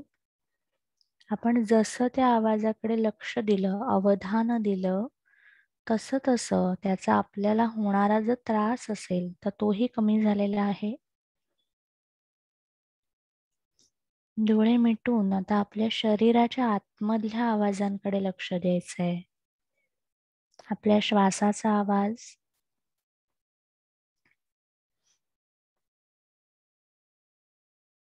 हा श्वास आपण ऐकतो, तो ऐकू येतो याची जाणीव.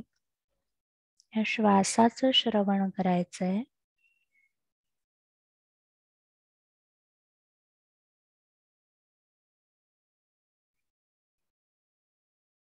आपल्या हृदयाचे ठोके त्यांना ऐकण्याचा प्रयत्न.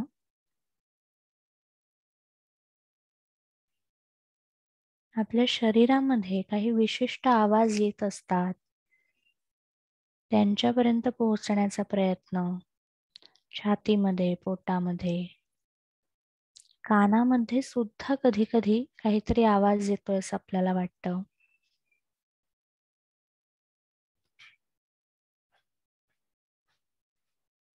त्या सगळ्यापर्यंत पोहोचण्याचा प्रयत्न.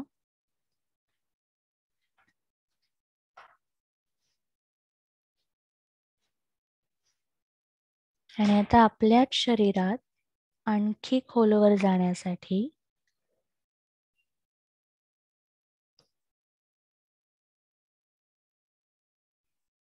आपण आणखी एका आवाजाचा वापर करणार आहोत.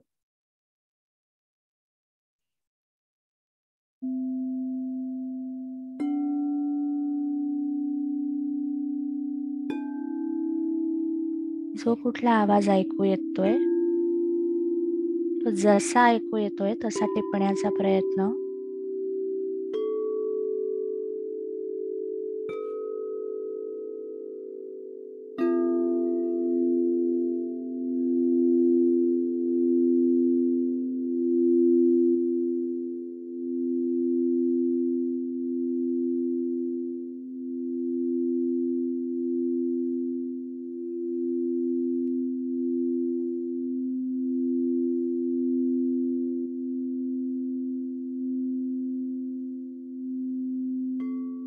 आणि ह्या नवीन आवाजाच्या मदतीने श्रवण करत असताना आणखी खोलात जायचंय.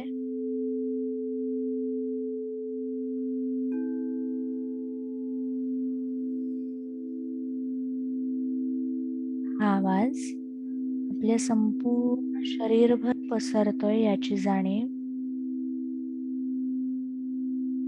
त्यात शरीरातले आवाजही मिसळत असतील याची जाणीव.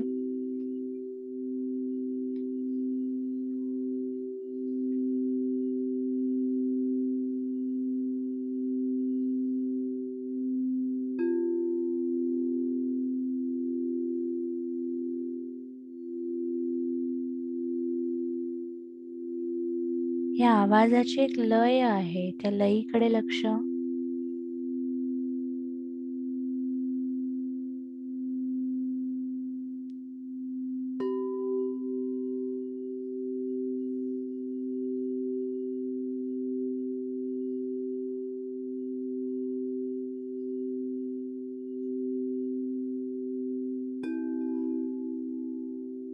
आणि त्या आवाजाची जी लय आहे त्या लयीमध्ये श्वासाला जोडण्याचा प्रयत्न.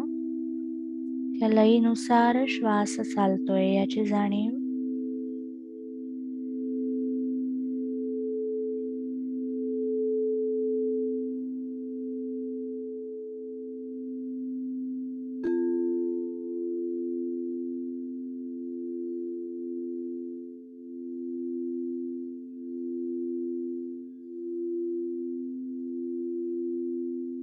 साधारण अजून 1 मिनिट आपण हा आवाज, हा नाद श्रवण करणार आहोत.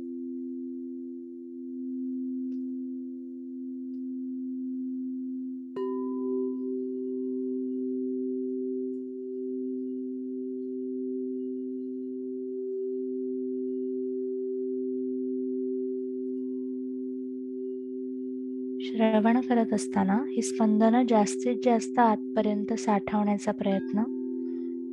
जास्तीत जास्त आतपर्यंत हा आवाज न्यायचा आहे.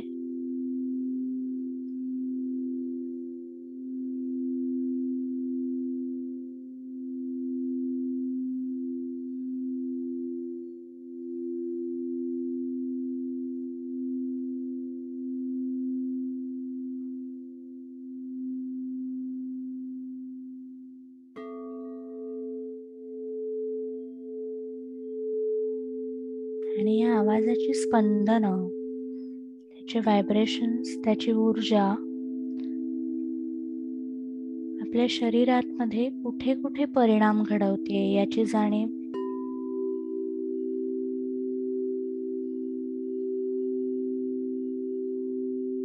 एखाद्या विशिष्ट ठिकाणी ही स्पंदनं पोहोचत असतील त्याची जाणीव.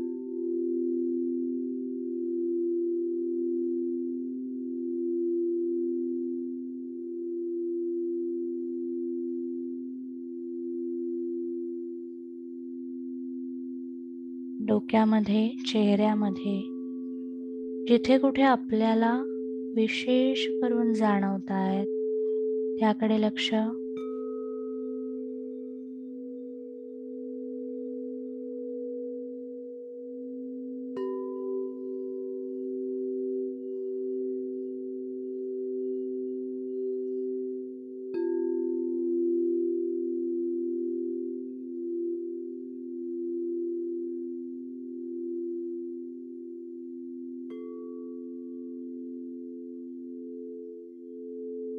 आणि आता हळूहळू आपल्या संपूर्ण शरीरावर या नादाचा जो परिणाम झाला त्याचा अनुभव.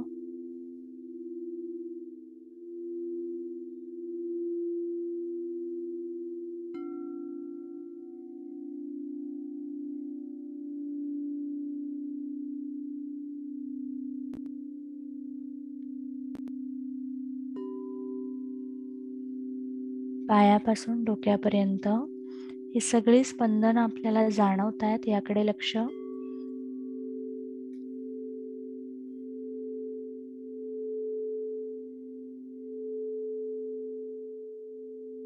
आता हा नाद जो बाहेरून येतोय तो हळूहळू थांबणार आहे.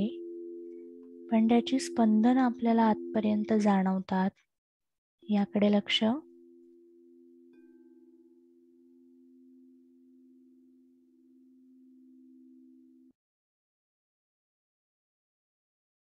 नाद थांबल्यानंतर जे काही शरीरात घडतंय त्याची जाणीव.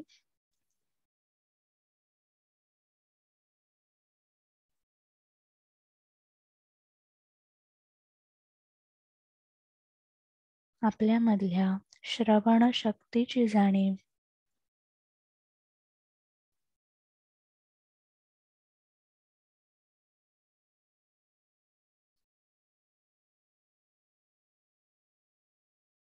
आणि या श्रवणाचा वापर कुठे, कसा, किती प्रमाणात करायचा,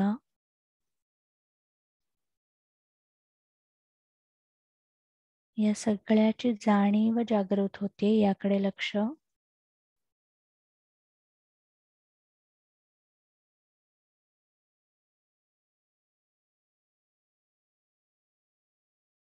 माझ्यामधील श्रवणशक्तीला आणि समत्वयुक्त श्रवणशक्तीला मी जागृत करत आहे, असा सोपा संकल्प, सोपं अफर्मेशन आपण करू शकतो. माझ्यातील या श्रवणशक्तीला मी कार्यान्वित करत आहे. आणि आपला हा संकल्प आपल्यापर्यंत पोहोचवायचा आहे. आपल्या अंतर्मनाला तो निश्चित ऐकू येतो, याची जाणीव.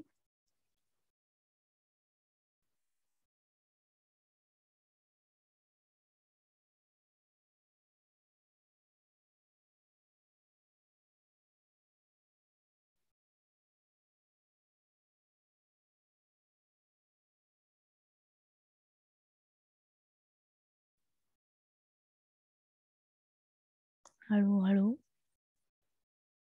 वर्तमानामध्ये आपण परत येणार आहोत.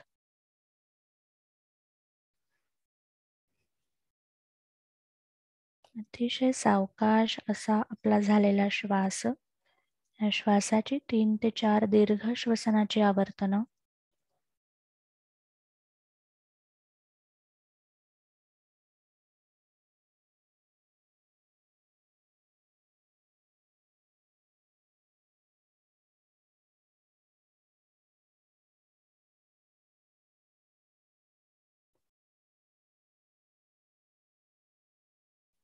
आणि सावकाश आपल्याला जेव्हा डोळे उघडावेसे वाटतील, डोळे उघडायचे.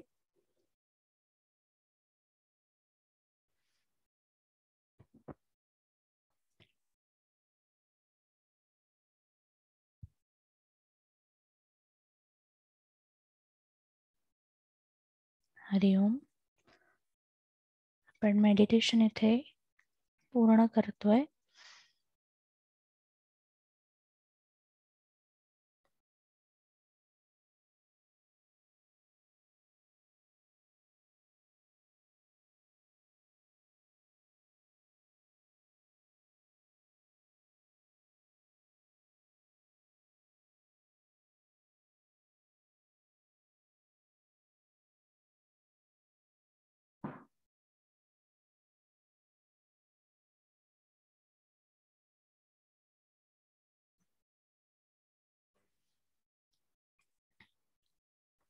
नाईस. कोणाला क्विक शेअरिंग करायचं तर करू शकतो.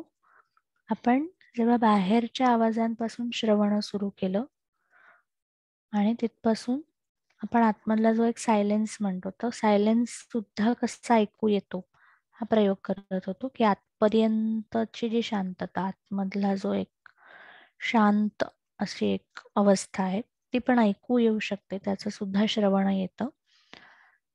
श्रवण भक्तीमध्ये तुम्ही अनेक प्रयोग करू शकता. एखाद्या विशिष्ट मंत्राचं असं श्रवण की कानांनी, त्वचेनी, संपूर्ण शरीरातून त्याचं श्रवण, फक्त कान असं नाही, तर त्याची स्पंदनं संपूर्ण शरीरामधून आतपर्यंत पोहोचतात. आणि मंत्र थांबल्यानंतर आतमध्ये तो चालू राहतो, ती अवस्था. नाईस. कोणी शेअर करणार आहे का?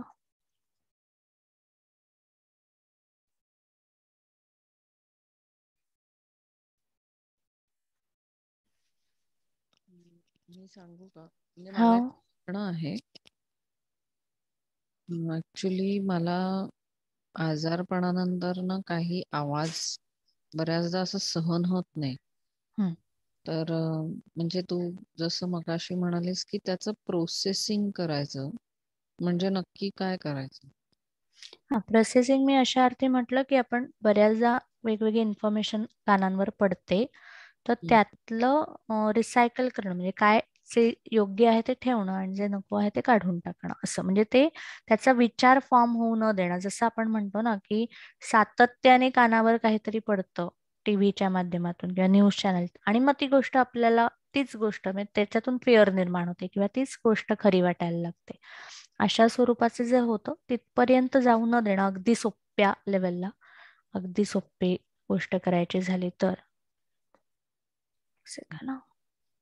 तर तसं काहीतरी, पण विशेष कुठल्या आवाजाचा म्हणजे असं त्रास होत असेल तर मग नादाची म्हणून जी धारणा येते त्या धारणेने आपण त्याच्यावरती काम करू शकतो, म्हणजे हिलिंग स्वरूप काम करायचं असेल तर.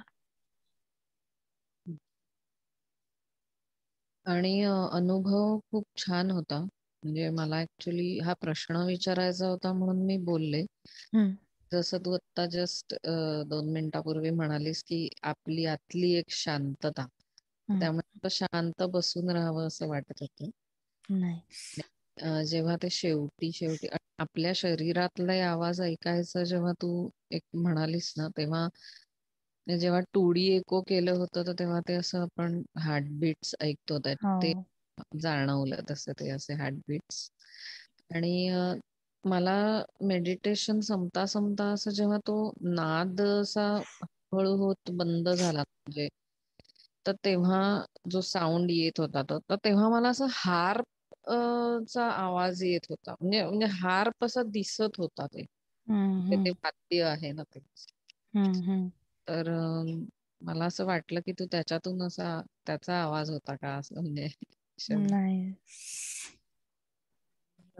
हातावरती म्हणजे जसा तो आवाज बंद होत गेला आणि मग तू म्हणालीस की आता हा आवाज बंद होईल, पण तुम्ही असं तो आपल्या तर हातावर मला खूप असं ते जाणवत होता. हम्म. की त्यांचे श्रवणाच्या बाबतीत एक महत्वाचं लक्षात येतं की असं असं ऐकलं नीट लक्ष देऊन की कळतं की हे सगळं आपण त्वचेवाटे पण आतमध्ये घेत असतो, फक्त कान नाही तर लिटरली म्हणजे स्किन सुद्धा सेन्स करते आवाज. म्हणजे तेव्हा पण असं जाणवलं की मला असं हाताच्या पंजावर असं असं वलय असं जाणवत होतं. हम्म. त्यामुळे खूप मस्त नाईस. छानच वाटलं एकदम. आणि पॉवर ऑफ 9 तर मला इथे एक सांगायला आवडेल हम्म. की माझा आवाज येतोय का? येतो येतो. कारण माझ्या इथे ट्रेन जातीये ना म्हणून म्हटलं हम्म. हम्म. तर माझं सगळं 999 आहे. हम्म. म्हणजे 29 मध्ये 9 येतो. 9 सप्टेंबर, नाही. 9वा महिना, आणि 79 म्हणजे 9, आणि माझी रास पण 9 आहे. 9. धनु रास आहे माझी. धनु. आणि हम्म. अं, माझी तिथी पण म्हणजे नवमी लागलेली होती तेव्हा, म्हणजे हम्म. हम्म. सूर्योदयाला अष्टमी होती, दुर्गाष्टमी आहे माझी हम्म. हम्म. प्रमाणे. तर त्यामुळे मला खूप उत्सुकता होती. आणि नाही. आजचं खूपच छान झालं.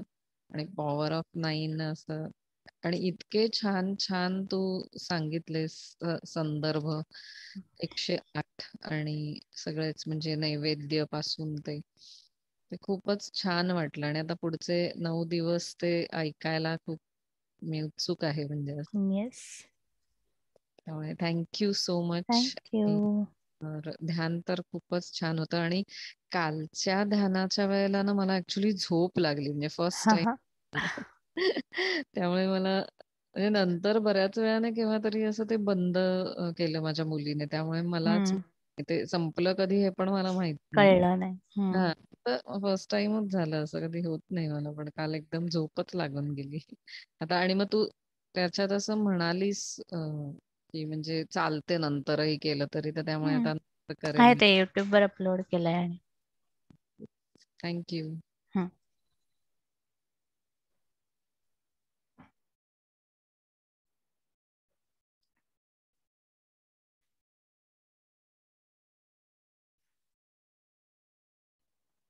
मी बोलू का? हो. हा. ध्यान मेडिटेशन खूपच सुंदर झालं. अगदी सुरुवात ते आपण बाहेरचा आवाज आणि जरा पंख्याचाच आवाज तो बराच वेळ त्याच्यातच होते मी. वाचतच. नंतर जरा आपण पाठी म्हणजे लहानपणचे आवाज वगैरे आणि त्याच्यातून आपल्याला काय काय शिकायला मिळालं. तर भरपूर म्हणजे आतापर्यंत जे शिक्षण झालंय तर ते ऐकल्यामुळेच श्रवण त्याच्यामुळेच मॅक्सिमम मिळालंय हे मला ते जाणवलं. आणि दुसरं पेशंटचं पण नेहमी ऐकायला लागतं डॉक्टर असल्यामुळे. आणि जेवढं आपण ऐकू तेवढं पेशंट लवकर तो बरा होतो. ते पण मला ते जास्ती जाणवलं आज प्रकर्षाने ते जास्ती जाणवलं.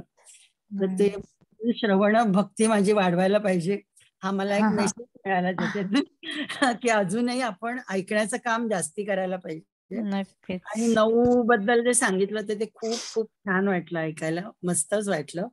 आणि दुसरं ते मेडिटेशन शेवट ते आवाज बंद केल्यानंतरही कुठे एक्झॅक्टली कुठेतरी एखाद्या पॉइंटला जास्ती जाणवतंय का? तर मला उजव्या पायाला जाणवत होतं. म्हणजे पायाच्या बोटांच्या खाली उजव्या बाजूला असं वलयाकार कंटिन्युअस ती मुवमेंट होत होती.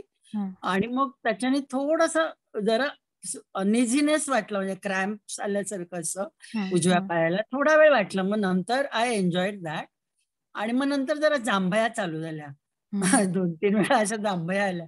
मला काही तो संदर्भ काही कळला नाही, की म्हणजे सुरुवातीला पूर्ण शरीरातच जाणवत होतं सर्व ती व्हायब्रेशन्स पूर्ण त्या वलय अशी सर्व पूर्ण शरीराला.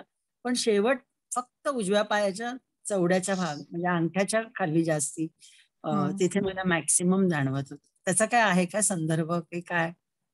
हा, आपण बेसिकली एनर्जीला कनेक्ट झालो होतो ना. सो कुठल्या शरीराच्या भागात होतं त्याचे अनेक रेफरन्सेस असू शकतात. म्हणजे काही वेळा आपण जेव्हा हिलिंग सारखं म्हणतो की त्या आवाजाने त्या भागावरती काहीतरी परिणाम होतो असं. तर तसं विशेष करून आवाज कुठे आपला जास्त रिव्हॉल्व होतोय, कुठे हे होतोय त्याच्याशी संबंधित, म्हणजे तिथून काहीतरी आपलं असू शकतं की तिथून कुठल्या तरी स्वरूपाचं हिलिंग किंवा कुठल्या तरी स्वरूपाचं रिलीजिंग असं जे होतं. तशा प्रकारे बघू शकतो त्याच्याकडे. छान वाटलं आणि पुढे पण आणि खूप सुंदर होईल खात्री होती. वेगळा विषय. मला विचारायचं होतं की आज जो होता तो कॉमन होता आणि तो पाठवलाच नव्हता, म्हणून मग मी तो एक मेसेज घातला होता की कसं जॉईन व्हायचं लिंक म्हणून. ऍक्च्युली तो ग्रुप केला होता आणि त्याच्यावर मी लिंक टाकलेली, पण ठीक आहे. नाही पण तो ग्रुपचा मला मेसेज आला नव्हता त्यामुळे मला अच्छा, ओके. कारण मी बऱ्याच ग्रुपवर टाकलेलं तर मला वाटलं केलंय सगळ्यांनी जॉईन. नाही नव्हतं आलं मला ते. बरं, उद्याला मग हीच असेल लिंक का उद्याला नाही, वेगळी ही नसेल. उद्याला रजिस्टर्ड लोकांची आपण वेगळी लिंक करू. ती वेगळी लिंक ते वेगळी लिंक. कारण मलाही नाही मिळालं हा मेसेज. मी आता गीताताईंकडनं मागून घेतला 9:45. खरं ग्रुप केलाय ह्याचा आणि मी सगळ्या आपल्या ग्रुपवरती लिंक टाकली होती की हा ग्रुप जॉईन करा ज्यांना नवरात्र नाही, मला पण नाही मिळालं, काय माहिती असं म्हणजे आलं मला पण. हो का? म्हणजे इंडिव्हिज्युअल नव्हतंच पाठवलं, पण सगळ्या ग्रुपवर टाकलं होतं आपल्या कॉमन. कारण पहिलं सेशन सगळ्यांनाच होतं ना, म्हणून ग्रुप केलेला. आता जे रजिस्टर्ड आहेत त्यांचा वेगळा ग्रुप आपण करूया. Okay, thank you. Good night. Thank you. Yes, good night.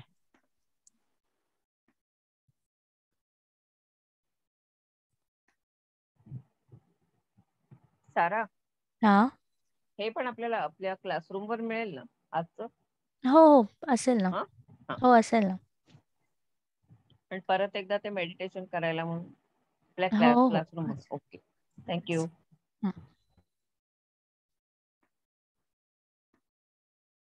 Thank you.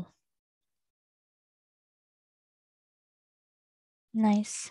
So बऱ्याच जणांनी रजिस्टर केलंय, त्यांचा वेगळा ग्रुप होईल. अजूनही कोणाला रजिस्टर करायचं असेल तर तुम्ही करू शकता उद्याला, म्हणजे उद्या सकाळी आरामात. उद्या आपलं दुसरं सेशन असेल रात्री 9:30ला. तिसरं टेक्निक, दुसरी पद्धत व्यक्त होण्याची आपण बघणार आहोत. आणि पहिल्यांदा सुरुवातीला सांगितलं असं की भक्तियोग हा बराच सखोल विषय आहे, बराच मोठा विषय आहे. आपण त्याच्यातलं भक्ती शक्ती आणि त्याचं ऍप्लिकेशन, आपण त्याच्यातलं आपल्यासाठी काय, कुठलं आपलं सेन्सेस, कुठल्या शक्ती जागृत करू शकतो ते मुख्य बघणार आहोत. थँक्यू. थँक्यू. धन्यवाद सारा. Yes, thank you. खूपच सुंदर. थँक्यू. हो, उद्या मी ऍड होणार आहे. हो, मी सांगते तुम्हाला, आपल्या ग्रुपवर हा. टाकेन मी. ओके. हं.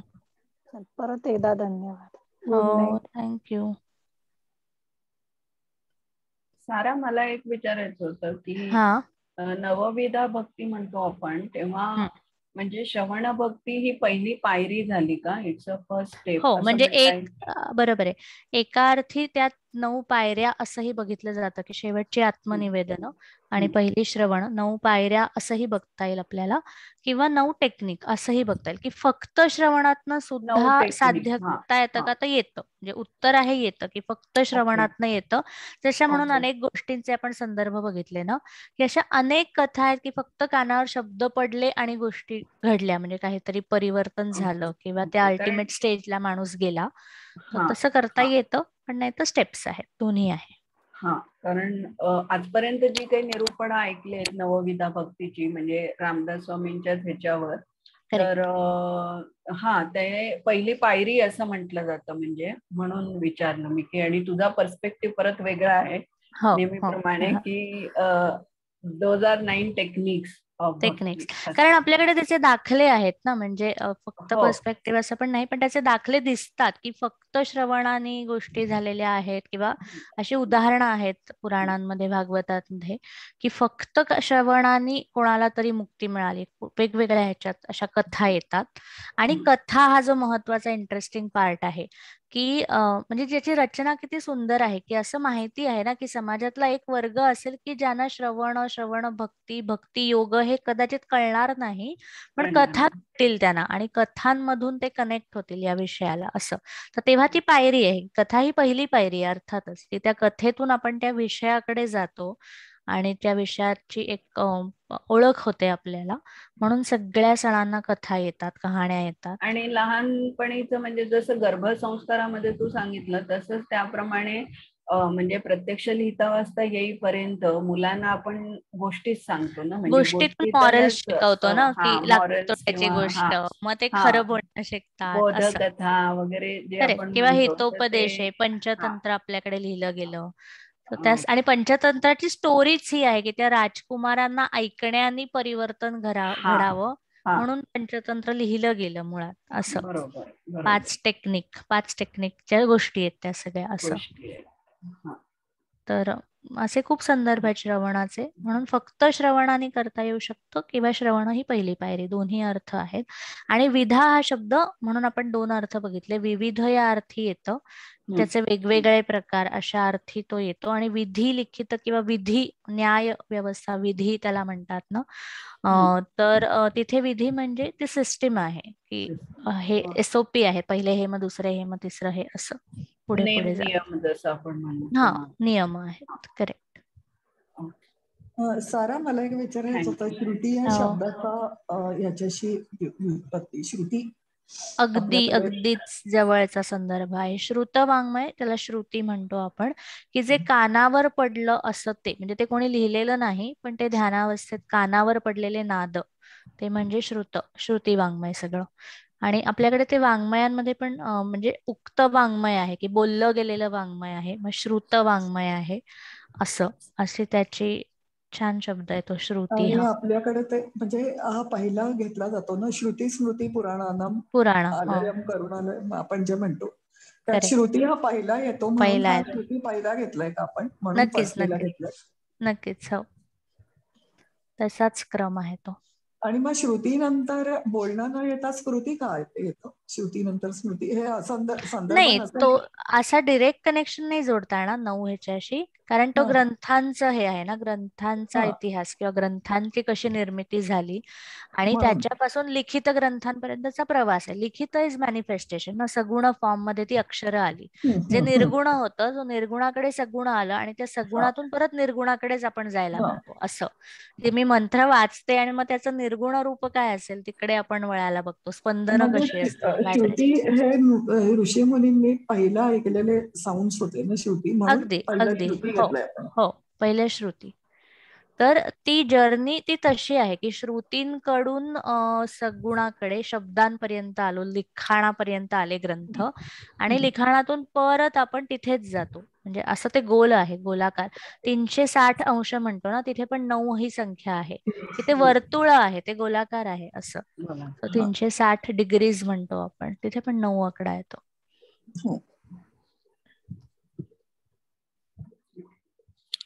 ओके सारा, गुड हो, night. Thank you, good night. Tomorrow. Yes, bye. Bye.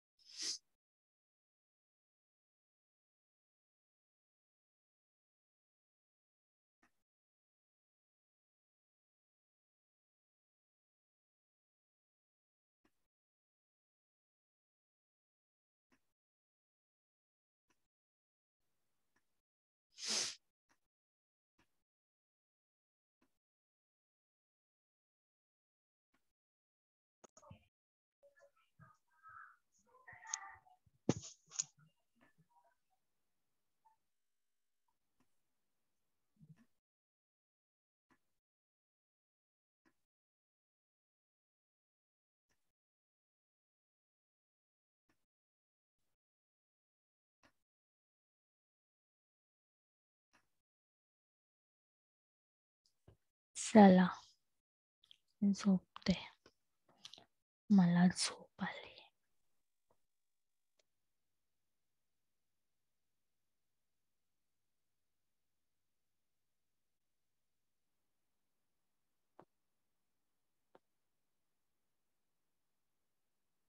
ऐकू बाई.